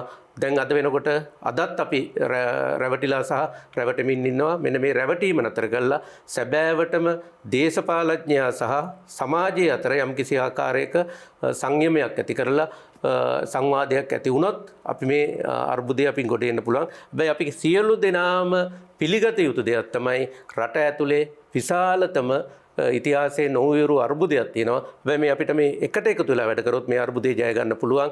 අන්න එතෙන්ට තමයි අපි මේ නිදහසේ තේමා විය යුත්තේ මේ අද ඇති වෙලා තිබෙන අර්බුදයෙන් ගොඩ එන්නේ කෙසේද කියන එක පිළිබඳව. කාලාත්‍රේ කතාබහ තුළින් අද අපි නිදහසේ නිදහස ගැන කතා කරා. නිදහස්ද අද අපි තෝරගත්ත මාතෘකාව. දැන් අද සාකච්ඡාව හමාර කරන්න කාල වේලාව ඇවිත් මම හිතනවා මෙච්චර කල් අපි සමරුපු නිදහස ගැන ඔබට දැන් වැටහෙන්නේ නැති අපි ඉදිරියට මොනවද කරන්න ඕනේ කියන කාරණේ පිළිබඳවත් ඔබට හොඳ අවබෝධයක් ඇති. සාකච්ඡාව හමාර කරන්න කලින් අද සාකච්ඡාව සඳහා සම්බන්ධ වුණු විද්වත් මණ්ඩලය මතක් කරන්න ඕනේ. අද අපිත් එක්ක එකතු වුණා ජ්‍යෙෂ්ඨ මහාචාර්ය පැට්‍රික් රත්නායක මහත්මයා. ඒත් එක්කම අද සාකච්ඡාව සඳහා එකතු වුණා ජ්‍යෙෂ්ඨ මහාචාර්ය මයුර සමරකෝන් මහත්මයා. දෙදෙනාටම බොහොම ස්තුතියි. සුබ දවසක් ප්‍රාර්ථනා කරනවා.